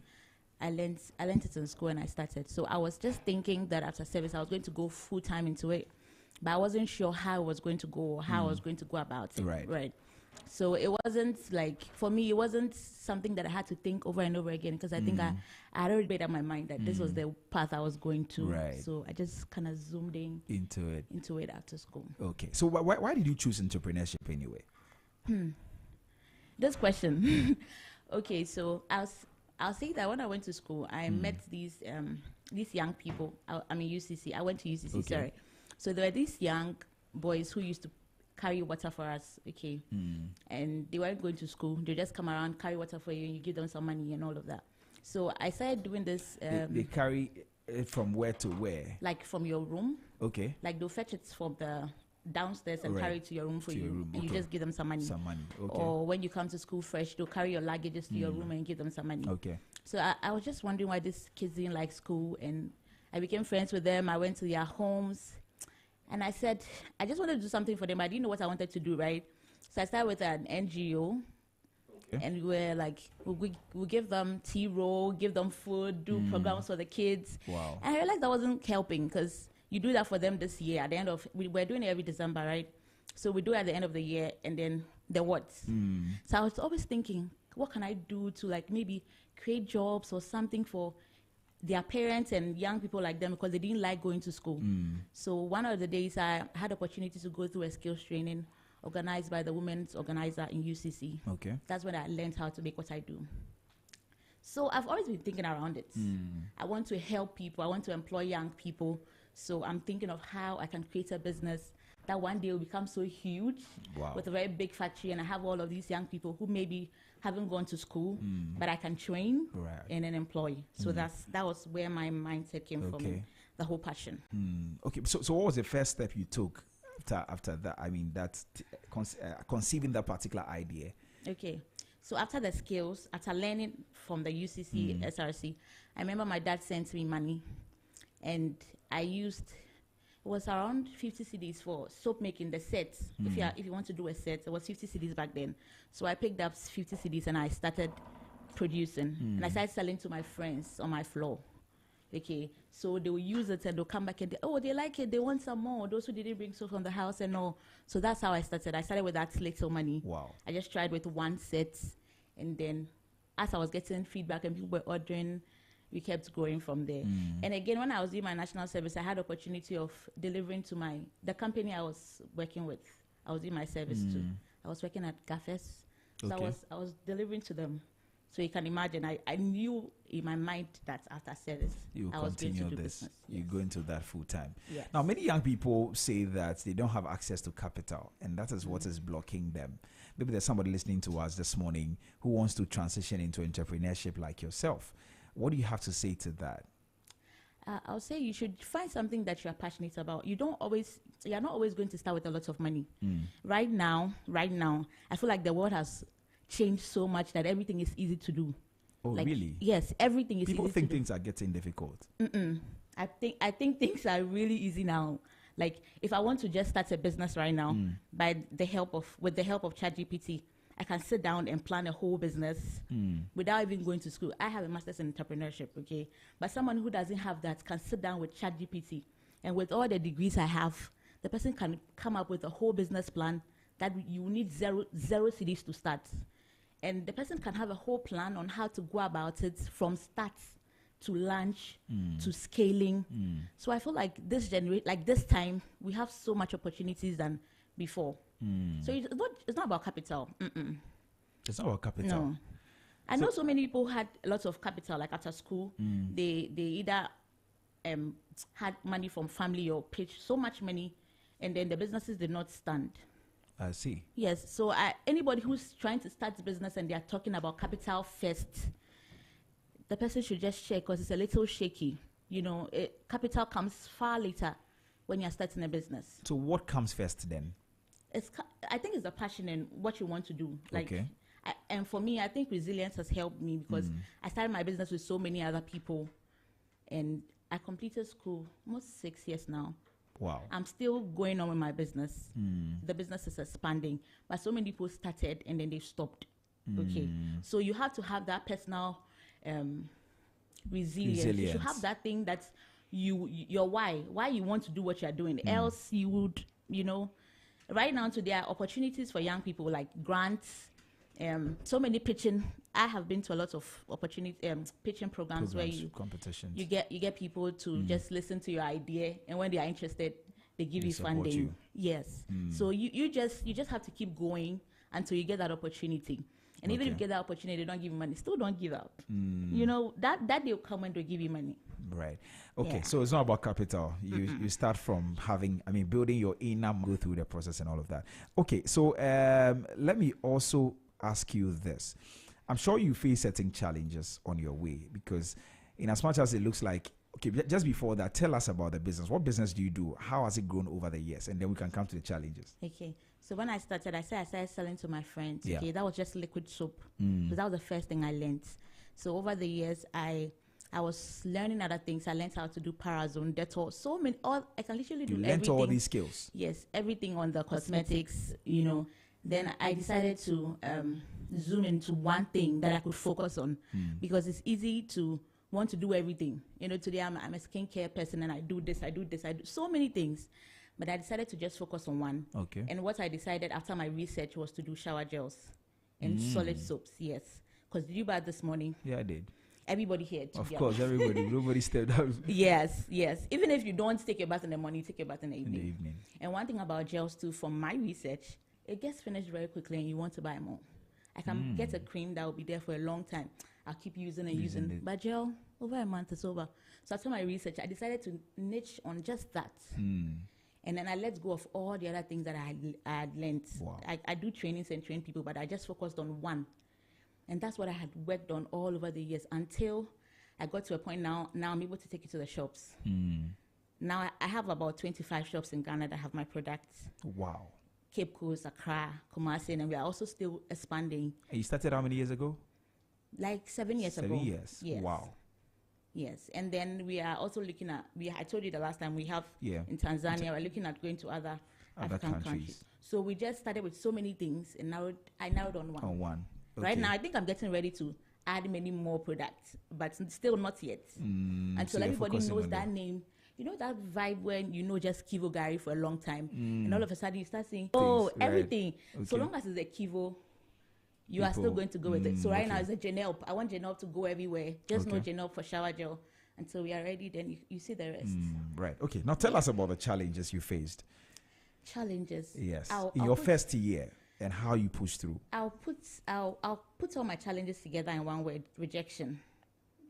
Tell us about it. The first major rejection I had was after I registered my FDA. I was so happy. I was so excited that I had FDA. I went to the shop to go and give them my products. I was just thinking that because I have FDA, everybody will accept you should. And this is like, it's a big shop. It's not too big like the shops I have now.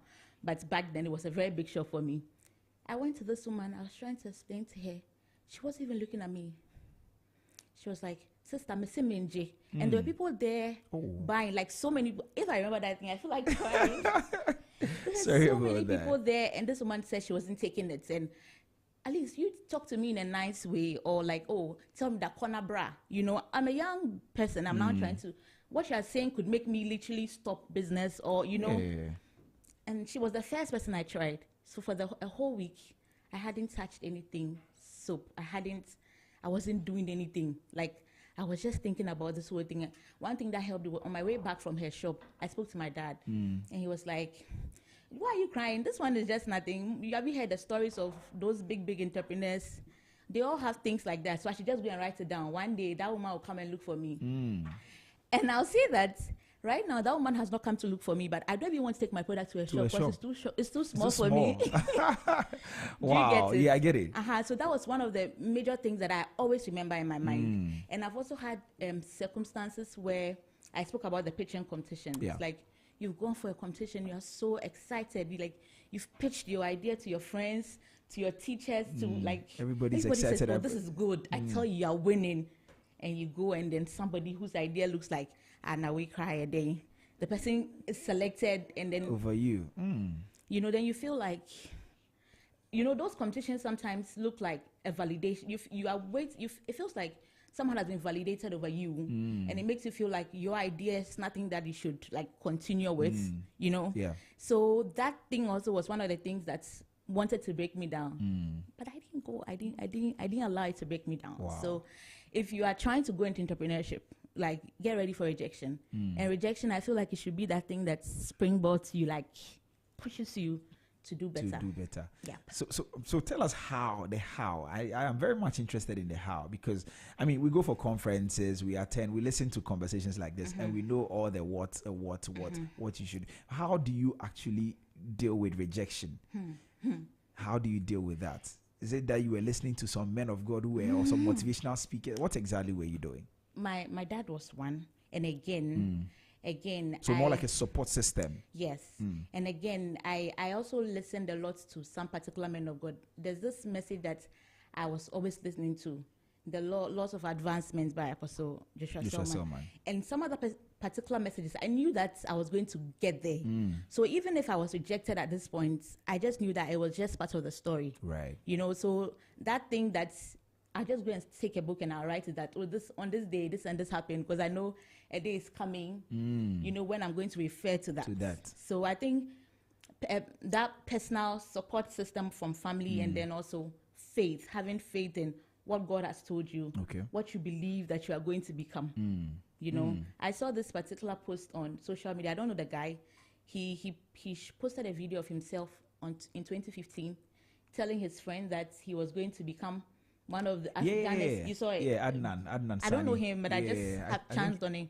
I think it was 2017. And his friend was laughing and all of that. And then 2021, now he's making millions. Right. So it's like, you know that you don't have it all at this moment, but you know that where you are going, you're so sure in yourself that whatever happens, it's just part of the story. It's just part of the story. Yeah. I see.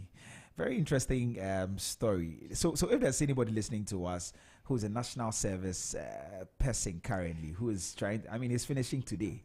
By 4 p.m. today, they'll be walking out of the office and they're going to face reality. Maybe they decided to choose a path of entrepreneurship. What is one piece of advice you have for such a person?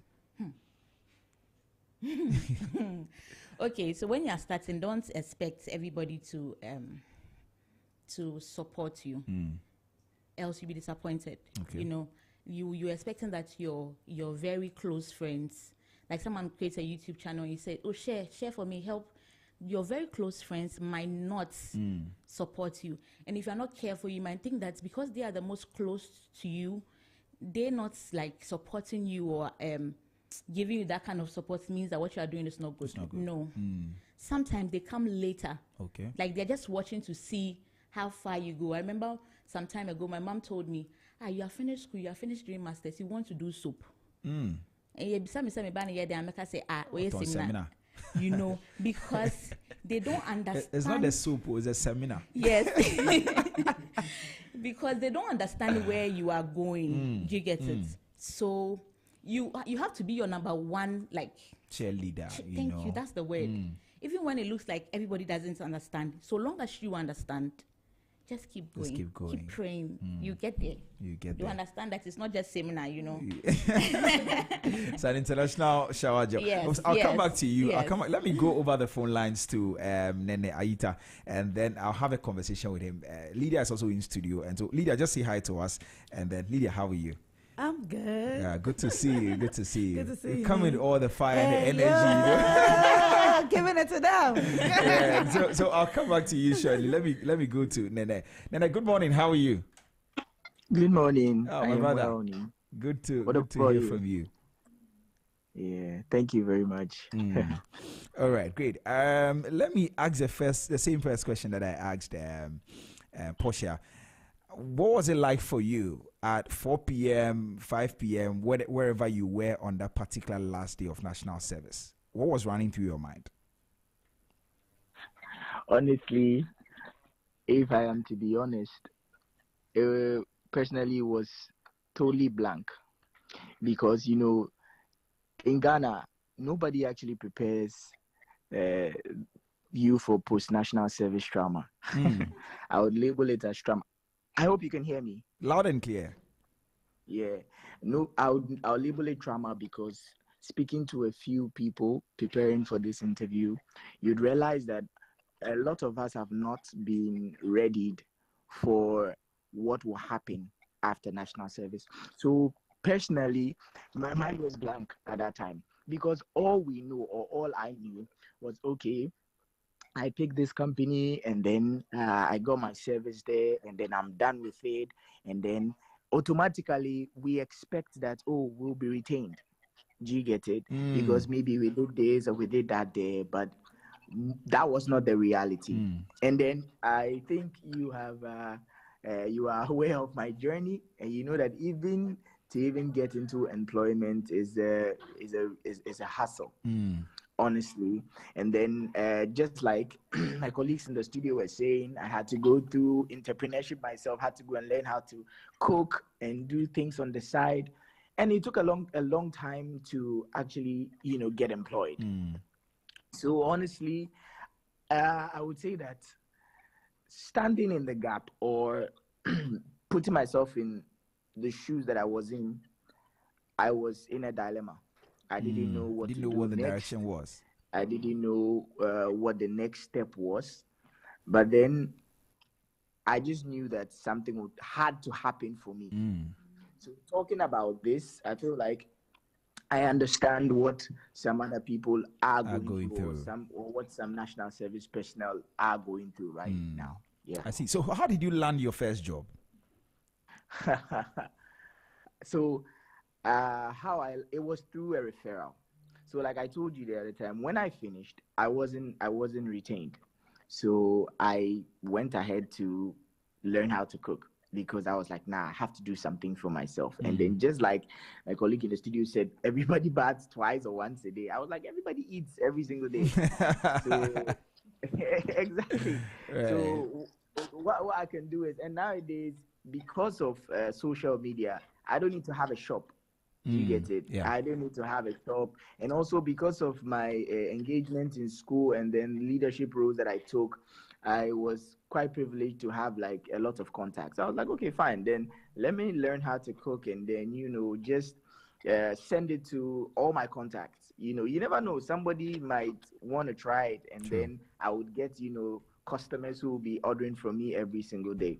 So from there, I went to Kempinski to do internship. It was unpaid. And you see, one thing that I usually say is, most of the national service personnel who come out of this, they usually look for, they feel like, okay, the world owes them a good job, and then after they are done, they need to start earning big money, and then it's all about the money. Yeah. It's not about even the training, or it's not about the network, or it's not about building. Honestly, for me at the start, it was not about money. For me, I wanted to build capacity. I wanted to train myself. I wanted to be like something for myself.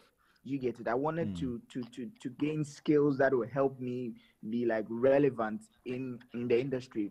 So from there, I think that because I had the opportunity to be linked up to quite a few people in how would I say it, in school, I would tell you that my first employment was not actually an employment. It was an internship. Wow. Like, believe it or not, it was an unpaid internship. Which was just, it was allowances that were given. And I like to say this because that's why I was saying that some national service personnel, no offense to anybody, they feel entitled. That, okay, because let me give you this story. Someone who has been an SRC president before, right? He has seen a lot of things in school, met a lot of people, and now he's done with school. He's not employed, right? Would you go for an unpaid internship? Like, let's be honest. Many people you know, the pride and all of that. But then at that point, I was like, no. Who am I?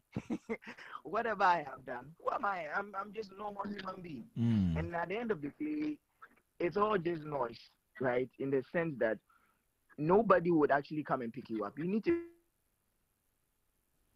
Hello. All right, I think we lost Nene.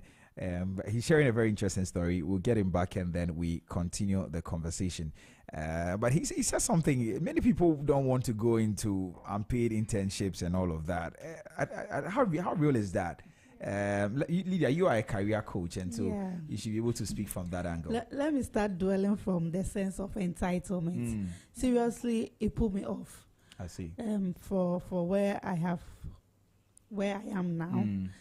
I have actually helped a lot of graduates, over 1,000 graduates secure jobs for the past 2 years. Okay.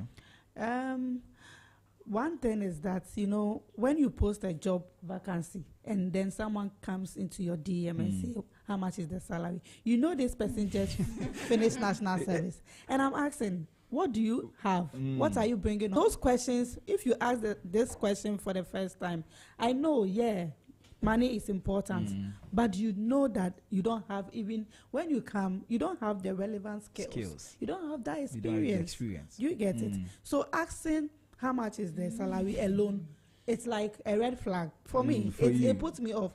And I have someone waiting up to now 3 years, and it is of entitlement. I see. Until she comes to the realization that, hey, I have to do something. So what should they be doing differently? So differently, you finish school, you finish national service, you have to ask yourself, if I'm in a room with 5 people fighting for one job opening, what makes me the most suitable candidate?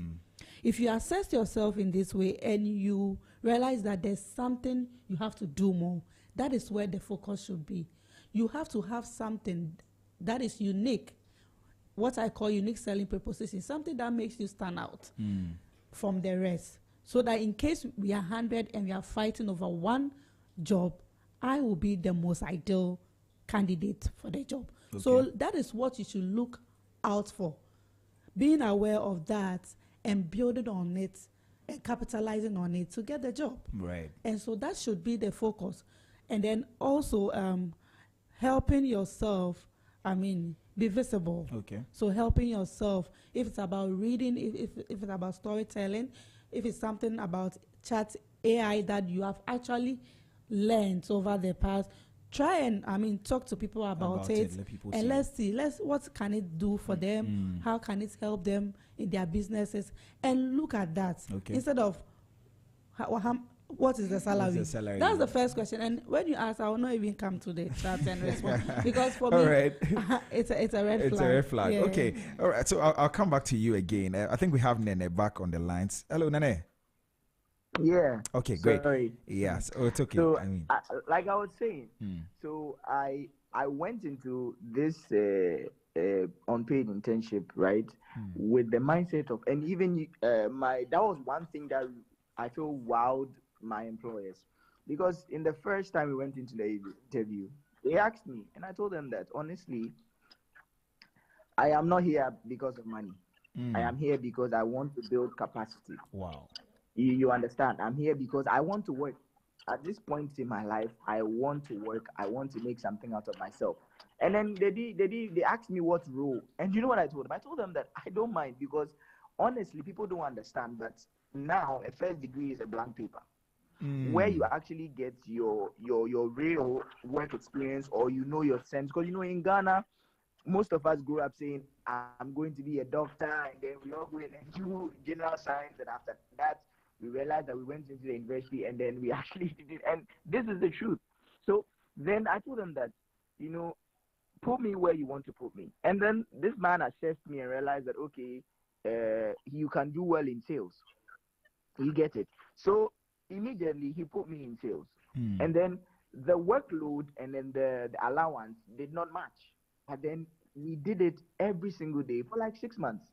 And then that through that 6 months, because I was giving my all and not thinking about money and building capacity, I actually met somebody who realized my potential. And immediately my internship was not even over, and then there was a job readily available for me. Wow. You get it. And then because he saw the zeal and then the sense of purpose, and then but what people don't understand is that for a while you have to mess up to get it right. Honestly, I always say that if things are going well, be very careful. But if things are not going well, that most definitely your break is coming. Okay. So I would say that, just like the career coach said, okay, Lydia, entitlement is something that national service personnel should take out of their mind. The fact that you landed a place, maybe even when you went to do your national service, all you were doing was buying wachi or making photocopies. You get it? And that is not a skill that a company will keep you on for. So lose that sense of entitlement and then do what has to be done.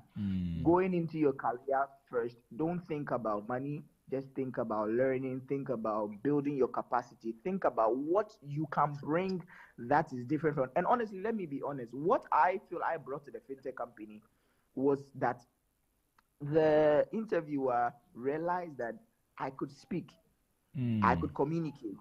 Do you get it? That's why he put me in sales.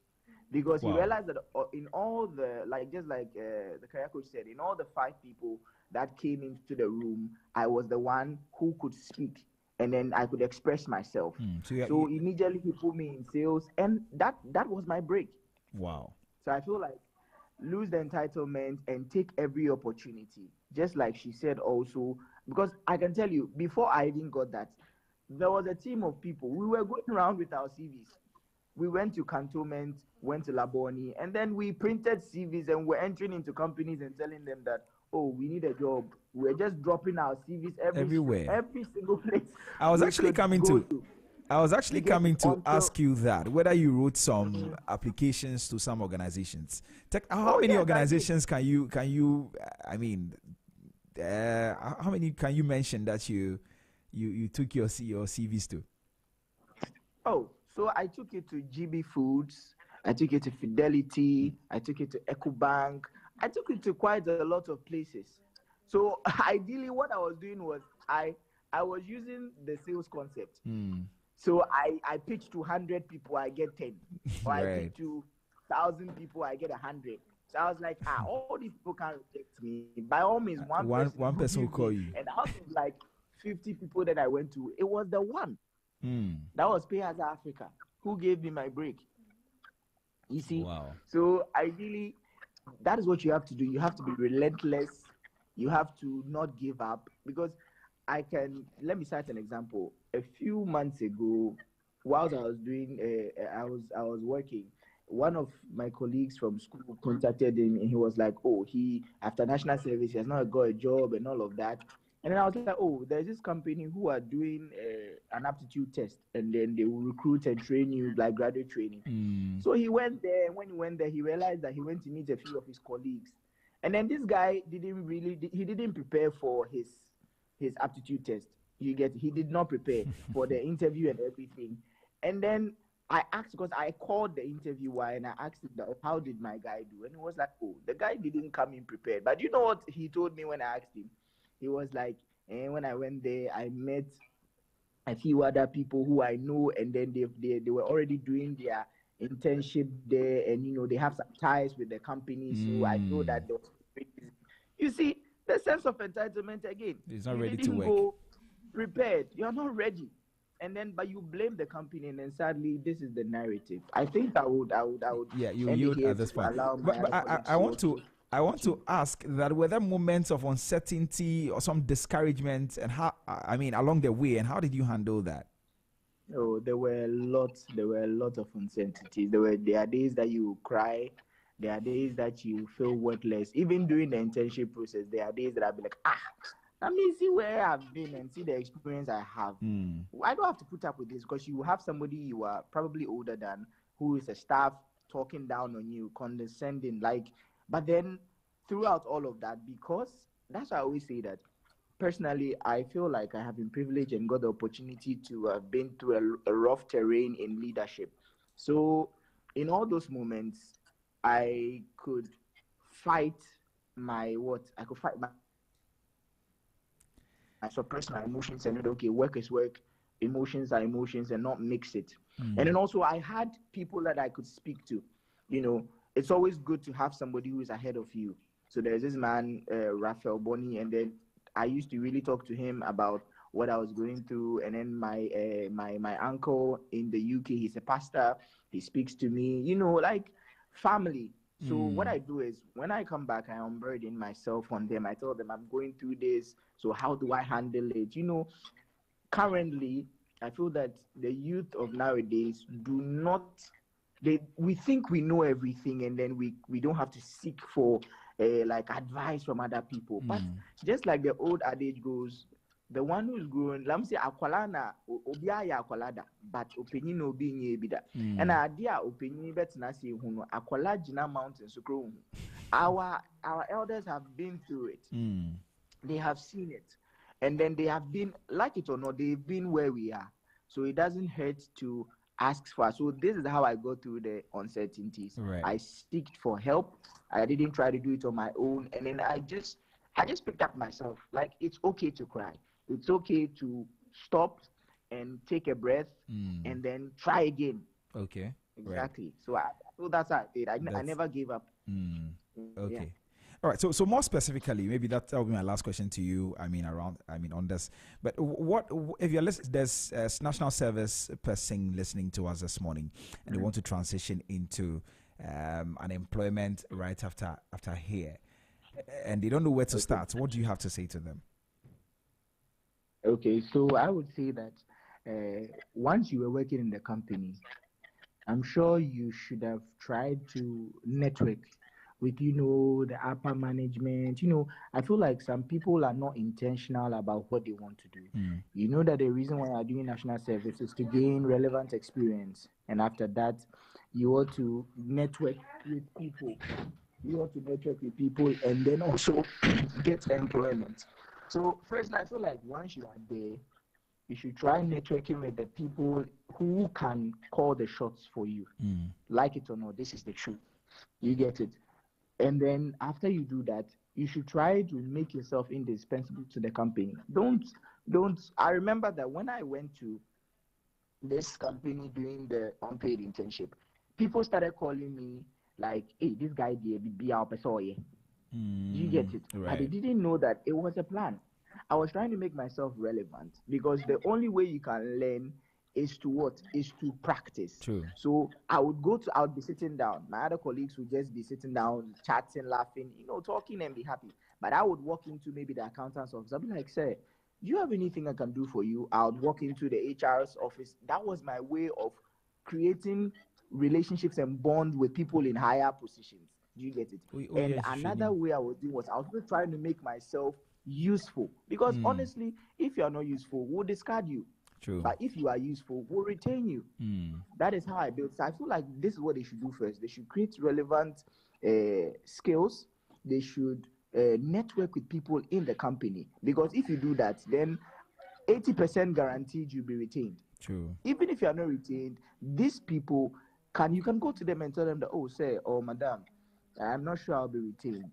But do you have any other company that you could, like recommend me to or anything? Because they've seen your work ethic, because they've seen your zeal to work.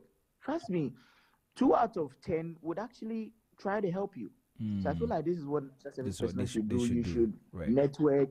You should try to build skills. Okay. You should expand your knowledge, and you should become useful. Right. Because once you are useful, you find your place. Okay. Yeah. All right. Thank you very much, Nene. So I'll come back to you before we wrap up the conversation this morning. But if you just tune in, this is Business Breakfast on Zed 101.9 FM with me, Nitrebi Hammond. And this morning we're talking about navigating post-national service realities. And I have three guests that I'm talking to. I have Portia Saba and Portia Saki Saba.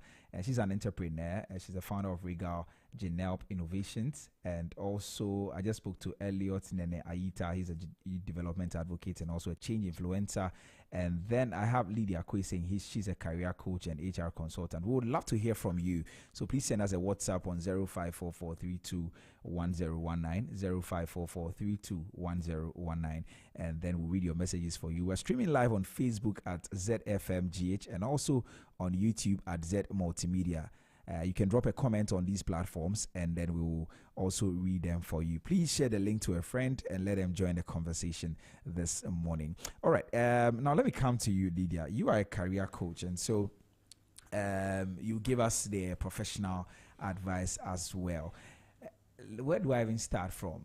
Tell us, what are some of the common mistakes that some of these young people who are transitioning from national service to the next phase of their life, what are some of the mistakes that they make? So the first one I want to talk about is thinking that the degree is enough. That's number one. But the degree is not enough? Your degree is not enough, but you have to be enough. How do you mean? This one can take one hour. All right. So the degree, as Nene said, okay, it's just like a blank. It's a document. But whatever you studied, okay, what has been the impact on your life? What are you bringing on the table? What can you do with it? And that is what is important. So the skills, your competencies, your knowledge, your zeal, your strength, that is what we are looking out for. So in the conversation, we ask, what are you bringing on board? And that is where you should be able to sell that document, that degree. Right. You should be enough. And so when I say your degree is not enough, but you have to be enough, I'm talking about what have that... Ask you, Portia, what did you study in undergrad? Computer science. Okay, and you are selling soap. Okay, all right, that is fine. And Nene, what did you read? Hello, Nene. So, I read accounting. Okay, and you are cooking.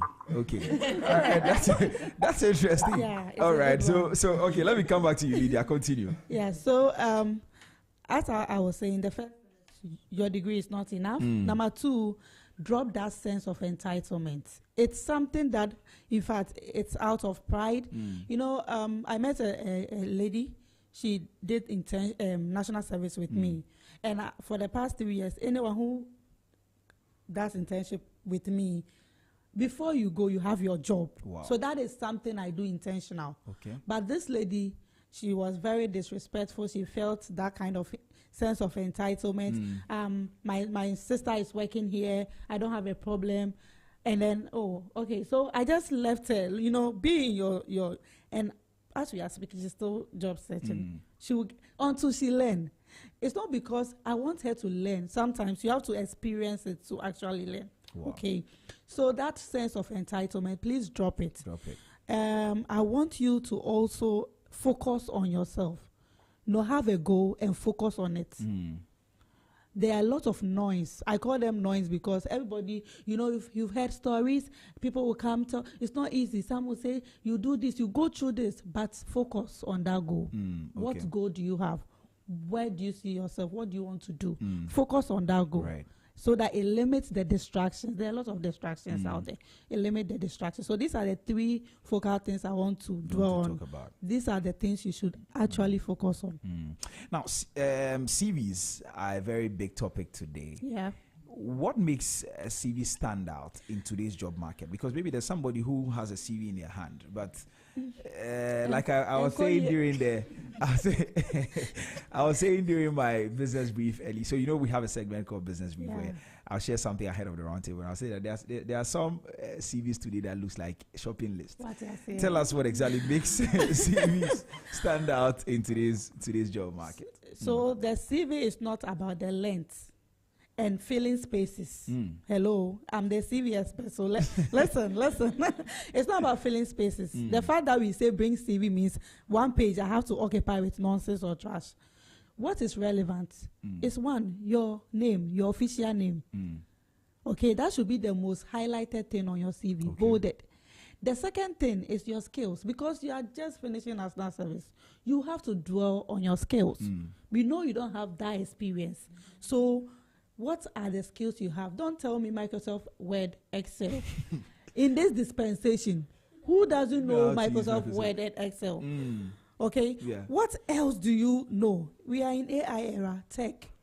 Learn something. If you just finished with an degree in accounting, finished NASA, learn QuickBooks, learn Tally. These are some of the extra you can add to the Excel, and then there's Microsoft Word, okay? And even with the Excel, they come and they can't even do anything with it.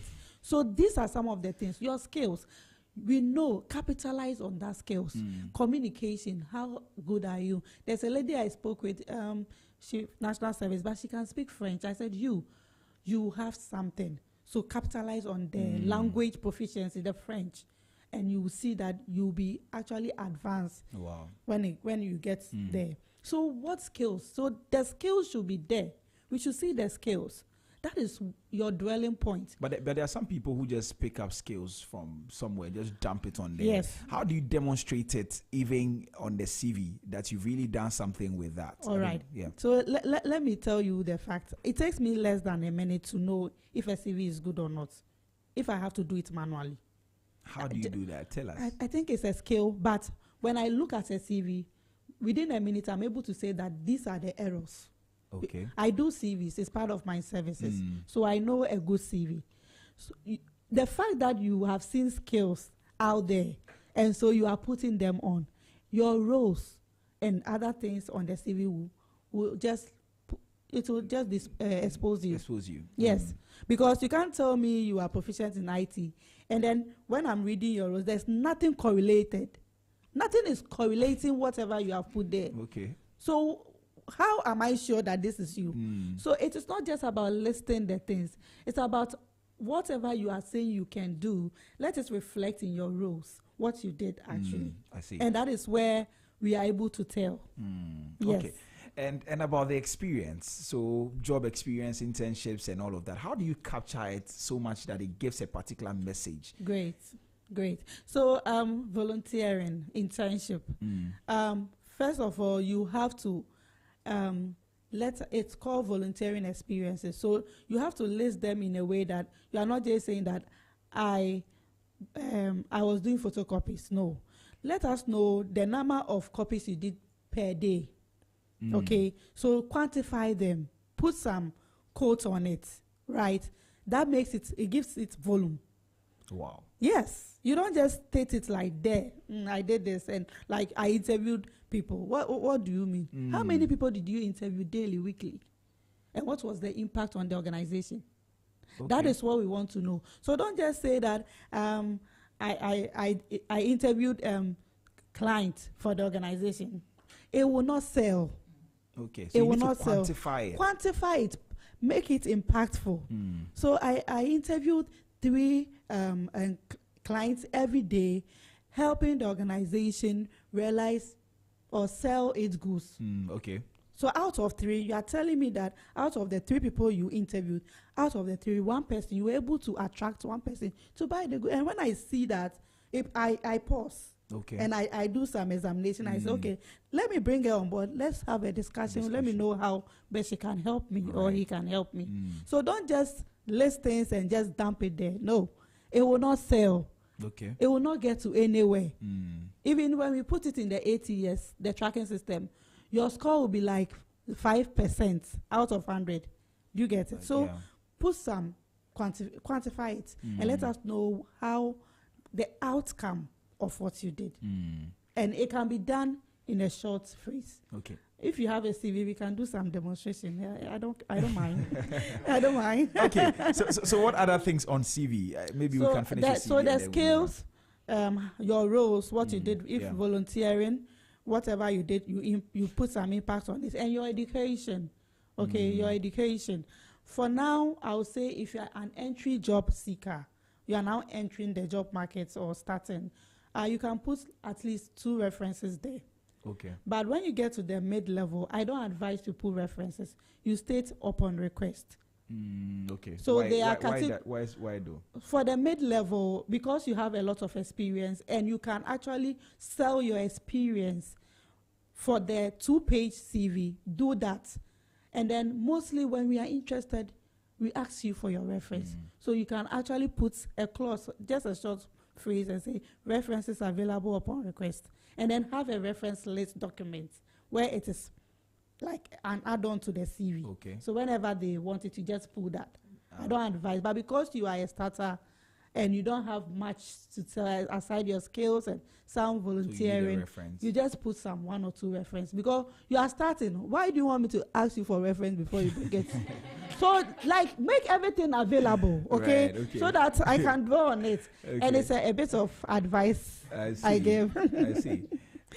Okay, very interesting. So also on CVs, what's the typical number of pages for a start? I mean, an entry level person? Okay, I would not do more than a 2-page for an entry. Maximum is a page. Okay. Yes, I will always make sure it's 1 page, and everything can go on. Yeah. Do you reduce the font size or it's not about font size. Okay. It's about relevance. So we have a tailored CV and we have a CV.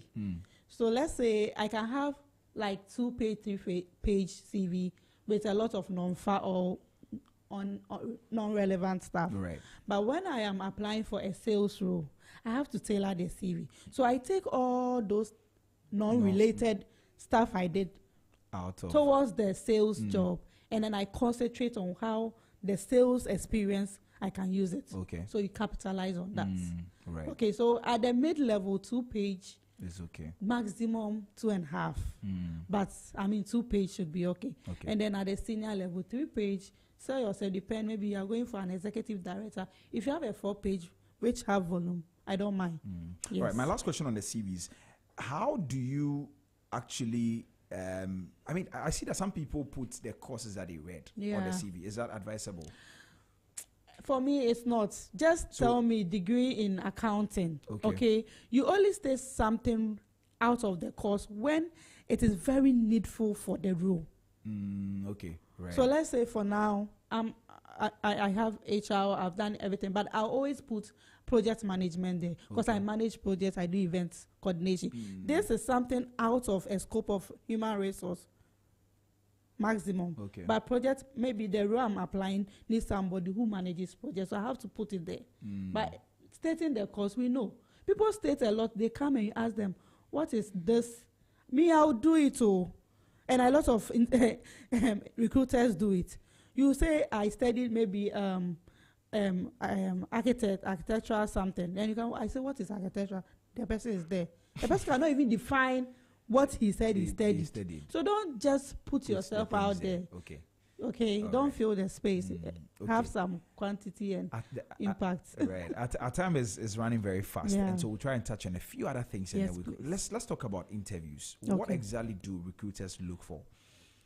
Beyond the textbook answers that people usually come with. Yeah. What do you guys look for? Then we look for someone who is not just talking, but who can actually do the job. So we are looking for someone who can solve our problems. Okay. You know, whatever we need, we put out there. We need a sales officer. When you come, tell us you can help us solve whatever challenge we have. So we are looking for problem solvers. Right. Yeah. Okay. So basically, problem solvers. Yes. That's all you're looking for. That's what we are looking for. Many of our young people, national service personnel, they face months of unemployment. Some people do years, and then they mentioned that 3 years or something. Somebody has faced that. What practical steps should they take to be able to, during the waiting period, to stay relevant and employable? Yes. So I want you to learn a skill. Okay. Or just be occupied with some of these things: training, webinars, learning your skills. Okay, learning a skill. Sorry, incubate yourself with skills, and when the opportunity comes, you have it. Don't wait for the opportunity to come and you don't have it. Okay. So the waiting period, make sure you are learning a skill. Okay. Okay. What are the most relevant skills to learn? So today? it depends on your career, where you want to. But communication, build upon your communication skills is very important. Also, build on your technological skills. Okay. Build on your data analytical skills. Okay. These are some of the things you have to look out for out there. Very important. The second thing I want you to also do is have a very good CV. I always tell people, don't wait when the recruiter or someone is trying to push you there before you say, I'm now going to work on my CV. It should be something you have all the time, not like a paper, but on your phone. Wherever you go, share your CV with me. It's just like sharing your contact number. Okay. That is it. You are always ready. So have a good CV, not just in a CV. Try and draft one. Let someone look at it for you. If you can invest into it, do that, pay. You can come. Get your answers consult. We will give you a very good one. Something that will give you a job in less than 2 weeks. Wow. So invest in a good CV whilst you are waiting. Okay. And then also build your niche, network. So you can actually draw on creating a LinkedIn profile. Try and, whatever you are learning, you are also talking about it. You are try and get something and then occupy yourself. You can volunteer as well whilst you are waiting. You can volunteer with your church, with a friend. Do something. And then don't be idle. Don't be idle, because our mind and our body is sad that if you are idle, you do a lot of things that you are not supposed to do in this social media era. So just be busy all the time. I remember when I finished school, you have to put how ready you are. So I go there and they say, do a presentation of something I don't know, and I'm able to do it. So it is not actually the referral. It will open the door for you. But when you get there, you have to prove how ready you are. You are. Okay. That is why you have to learn a skill. So try and Lydia. Let me come back to you, Portia. And I think we've had a great conversation. We'll try and see how now you employ people, right? What are some of the mistakes that they make when they come to employment? Okay, for me, I'll say some of them they come and talk to you about how bad their previous employer was, and that's a very big red flag for me. Sometimes I sit down and ask, why did you leave your other job? And they tell you, and my boss was this, and my boss did this, and my boss, it's almost everything about it. But sometimes they even tell you the name of the company and the name of the person who did that. And I'm like, okay, so if you leave this place, I'm going to do the same thing to me. Right. Yes. So I feel like when you're working with people, you have to go with a good name. Okay. Though even regardless of what happened that you left the job, try not to paint the people black. Okay. Even if you work with them for just a month, try and have a good name for the people. Okay. Yeah. Okay. Also, a chunk of the people that listen to us, most of the people that listen to us are people that are employing other people. So what can they do for young people, those who have come for national service, those that they are now coming into employment? What can they do for them? Speak to business people for me. I think that we should give them the opportunity because most people are home. You know, people start doing bad things because they're idle. Right. So if you see someone who comes to you and you have some space, even if you don't have so much money on your payroll for that time, like our other guy was saying, give them some allowance, some transports in and out from work, and maybe some small stipends, and let them work with you. You'll be shocked how some of them can help your company. Because some people have just completed school, they have skills in social media, content creation, and all of that. You'll be shocked that you don't have visibility with your company, maybe online or something. You get some of these people on board. They come and help you with content. They help you with, like she was mentioning, accounting softwares and all. You see that your business is moving from you not having good records to now having consistent records and all of that. You're not paying so much for it. You're also giving them the opportunity to get work experience. They can now say that, oh, I worked with this company for 6 months, for 1 year, and all of that. So I think we should find some level of flexibility. And again, not be asking for 15 years experience. Oh no. no. I mean, you can't be asking for 15 years experience. Okay. And I want to add one thing for the people who want to go straight into entrepreneurship. You don't have to think too big. 2 days ago, I was speaking to a coconut seller. Okay, some of them sell it with the wheelbarrow on the street. I stopped him and I asked him, does he make money from this? He said, oh, I'm like, how much is the coconut? He says he buys it for 3 cedi, 50 pesos. And every day he fills the whole wheelbarrow with 100. So that's how much, like 350 cedis. That's all the money that he needs to sell that.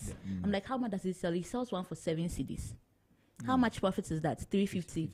And I was like, okay, what does he buy anything? He said he rents the wheelbarrow for 10 cedi every day. So let's say 10 cedi out. And then also he's working, he might eat, say 40 cedis. So me, I am assuming that, because he didn't pick a car, he was just pulling the thing, So I'm assuming that he's making 300 profits every day. Times that's if 6. He sells everything. Yes, he says the day he doesn't sell, he sells 80. Wow. Yes, that's the least. But on a good day, he sells all the 100.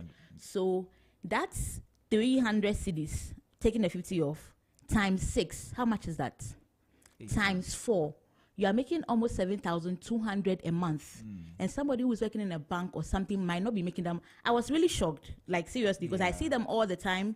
I'm sure he himself have not even calculated like that. Down to calculate it. Because every time he goes, he brings the money, maybe he buys this, he does. But 7,200 a month is not small money. That's true. So you just came back from school. Don't feel like you are graduates, you know. So just sit down and calculate, what can I do? You go and talk to a cocoa seller, and you see that at the end of the day, the sales that she makes, she doesn't even know, because when she finishes, she's paying school fees, she's paying this, she's paying this. But you don't have anything to pay. You don't have all of those things. And you've been to school, so you can put your books together. You can do cost price. It costs me this amount to produce, so this is how much I'm going to make as my profit. So you can start with just, how much are you being paid for national service? Let's say this is your last month. The last money they are paying you, if I were you and then I don't have a job, like someone started with food before he got a job, I'll sit down and calculate with my mind. I'm putting all my shyness aside. What can I do that if I sit down at the end of every day, I can make some 200, 300, and I'll take my transport out and I can make some money? You'll be shocked. Maybe after 1 year, 2 years, no, that's how it is for people. So don't be thinking too high. Don't be thinking I'm going to bring a proposal to my uncle, my grandfather. You people should give me 10,000 cedis to invest. You don't start businesses like that, because you're not come to start. You don't know if it will collapse. You don't know if in 2 years' time there'll be a government policy that will not make that business stand. So you start small until you get the grounding on it, like that this is it, before you can look at expanding. So look at maybe some Kube business being in your junction will help you. Will also help. Yeah. Okay. Right. Thank you very much, Portia. Let me come to Nene, then I come and end with you, Lydia. Nene, let me come back to you. Do you have anything to add to what we have shared right now? Hello, Elliot? Oh, thank you. Yeah. Yeah, hello. Yeah, go ahead. Do you have anything to add to what has been said? Hello? Basically, that is it all. You get it. Hello, can you hear me? Yeah, I can hear you. Hello? Can you hear me? Yeah, I'm saying. Yeah, I can hear you clearly. All right, so go ahead. So they've said a lot. I was listening closely, and then there's nothing that I would add to it. That's exactly it. From the CV side that the coach said, that's exactly it. You need to, just like they usually say, how will I say that saying, the CD is weak, the fundamentals to show or something like that. Yes. Do you get it? So when you go with your CD and then your skills don't tally what you've done, because just like I said, whatever you're doing has to be in practice. If you are not practicing, you're actually rusty at it. So even if it's there, an employer will not, because they are looking for ways to upskill their business. Everybody's thinking about how to maximize his or her business. So they won't bring you on if they feel that you can't do it. So I feel like my colleagues have said it all. And then basically there's nothing I have to add to it. That's exactly it. Okay. Yeah. And okay, let me thank you very much, Nene. Let me come back to Lydia finally. Lydia, so I want you to talk to parents. How can they support their young people in these times? I think the greatest thing you can do for your walls is to motivate them. Okay. You know, there are instances, for me, it became a bit toxic because my dad would say, if you don't work today, I'm not giving you chop money. Okay. It's not, I think it was part of pushing me out. Right. Okay. Because I got my first job less than a year. I just quit and I was in the house. I thought I've made a lot of money. And so when I even spent for 6 months with that job, I'm okay.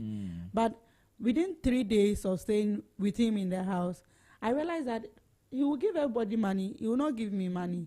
He knew I was just wasting my time. So I'll just get up and go to campus where there's Wi-Fi and all that. I had a friend who works there, and then I'll use that to do things. And that was how come I could write articles. I can do a lot of publications. I did a lot because when I'm in the house, he will not let you breathe. Right. Okay, so you have to motivate your kids. You have to also let them know that you personally, you have to go through some phases and also support them in any ways that you can. And I believe that with these, they will be able to stand on their feet and be able to, discover their own selves and get the job that they are looking out for. Yeah. Okay, all right. Thank you very much. A few messages here. So this one says, Charlie, one powerful and real conversation. More fire, guys. This entitlement issue is a generational. I think when we're talking about entitlement, it's a generational one. He said we need a day of national fasting and prayers to battle it. And he says, aside being resilient, it's a programmed cushion to support your mental health. He said aside being resilient is a programmed cushion to support your mental health by your body. Don't be afraid to try because your body can shoulder the stress that may result. Take a risk because the greater the risk, the greater the rewards. Right, very powerful. Coming from Stanislaus. Thank you very much for sending that message. And there's one here. It says that there's a question actually. So it says, how do I draw the line between being taken advantage of by the organization and genuinely serving to gain experience? Great. Lydia, I think you'd be the best person to talk to speak to that. When you are serving to, you see that whenever that line comes in and you feel like you are taken advantage of, it's like you are working all out, okay, and then secondly you are not getting paid. You know, there's that kind of unfairness or discrimination. Okay, so if it is the same work, because the Labor Act says that you pay equal pay for equal work, right? It's your right, it's your entitlement. So the thing is, immediately you know that you are doing a lot and even overdoing, but you are not getting equal pay. When it comes to benefits, you are sidelined, and then you can't even talk. That is where you feel you are being taken advantage of. But where you are getting paid for what you are doing, and you can also talk when you need to express yourself, engage the employer and all that. Do your best. Sometimes you don't need the employer to tell you, but people are watching. People are watching, right? And so that is where someone can say, I have something here. Can you please come around and do it for me? So that is it. When there is discrimination and unfairness, that one, you feel suppressed. You don't have that freedom. And so it's like you are being used. You don't see. But when you are working and you know that you have equal pay, you can engage when you have to engage, there's that kind of cultural balance, then you are good to go. Right. Yeah. Okay. All right. Thank you very much, ladies and gentlemen. Thank you so much for sharing your thoughts with us this morning. Lydia Kwesing is a career coach and HR consultant, and also Elliot Nene Aita is a youth development advocate, and then Portia Sakisaba is an entrepreneur, and she's a founder of Regal Genelp Innovations. And these are the individuals who helped us have this conversation this morning. Okay, there's one more message here. It says that there's truth in what Lydia is saying. So I think somebody validates what you just said. It's coming from Gideon Morrison. Thank you very much for sending your message, Gideon. Really, really grateful to all of you. Okay, so that's how we wrap up today on the Business Breakfast on Zed 101.9 FM.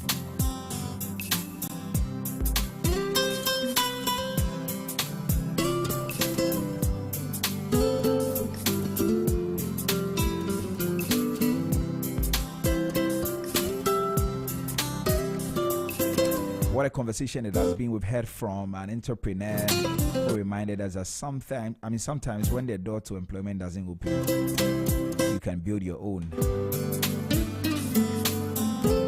We also listened to a professional whose story shows that with preparation and determination, the job market can reward those who stand out. And finally, a career coach is giving us Lydia. Gave us a professional tools, the CV writing, interview skills, networking, resilience that can make all the difference in this transition session. And the truth is that finishing national service is not the end, it's just the beginning. Yes, of course, the job market is competitive. Yes, entrepreneurship is challenging. But as we've heard today, with the right mindset, the support systems, and the willingness to keep growing, there are pathways forward. And to our business leaders, investors, professionals listening this morning, please remember that the thousands of service personnel stepping out this week are not just job seekers. They are Ghana's future. Yes, Ghana's future workforce. They are the innovators and partners in development. So please, let's invest in them. And to every young person finishing national service, let me leave you with this. Hear me, your journey is unique. There are so many things you can do. Beyond the entrepreneurship, beyond the getting employment, social media content creation is a new thing on the radar today. You can go into that. There's so much, and don't measure it against someone else's timeline, because you're on your own timeline. Please stay curious, stay resilient, and remember that every rejection is simply a redirection. Every rejection is simply a redirection. And this has been Business Breakfast on Zed 101.9 FM with me, Trevi Hammond. Thank you very much for spending your morning with us, your Friday morning. Let's keep this conversation going, because together we can shape a future where the leaving national service isn't the end of certainty, but the beginning of opportunity.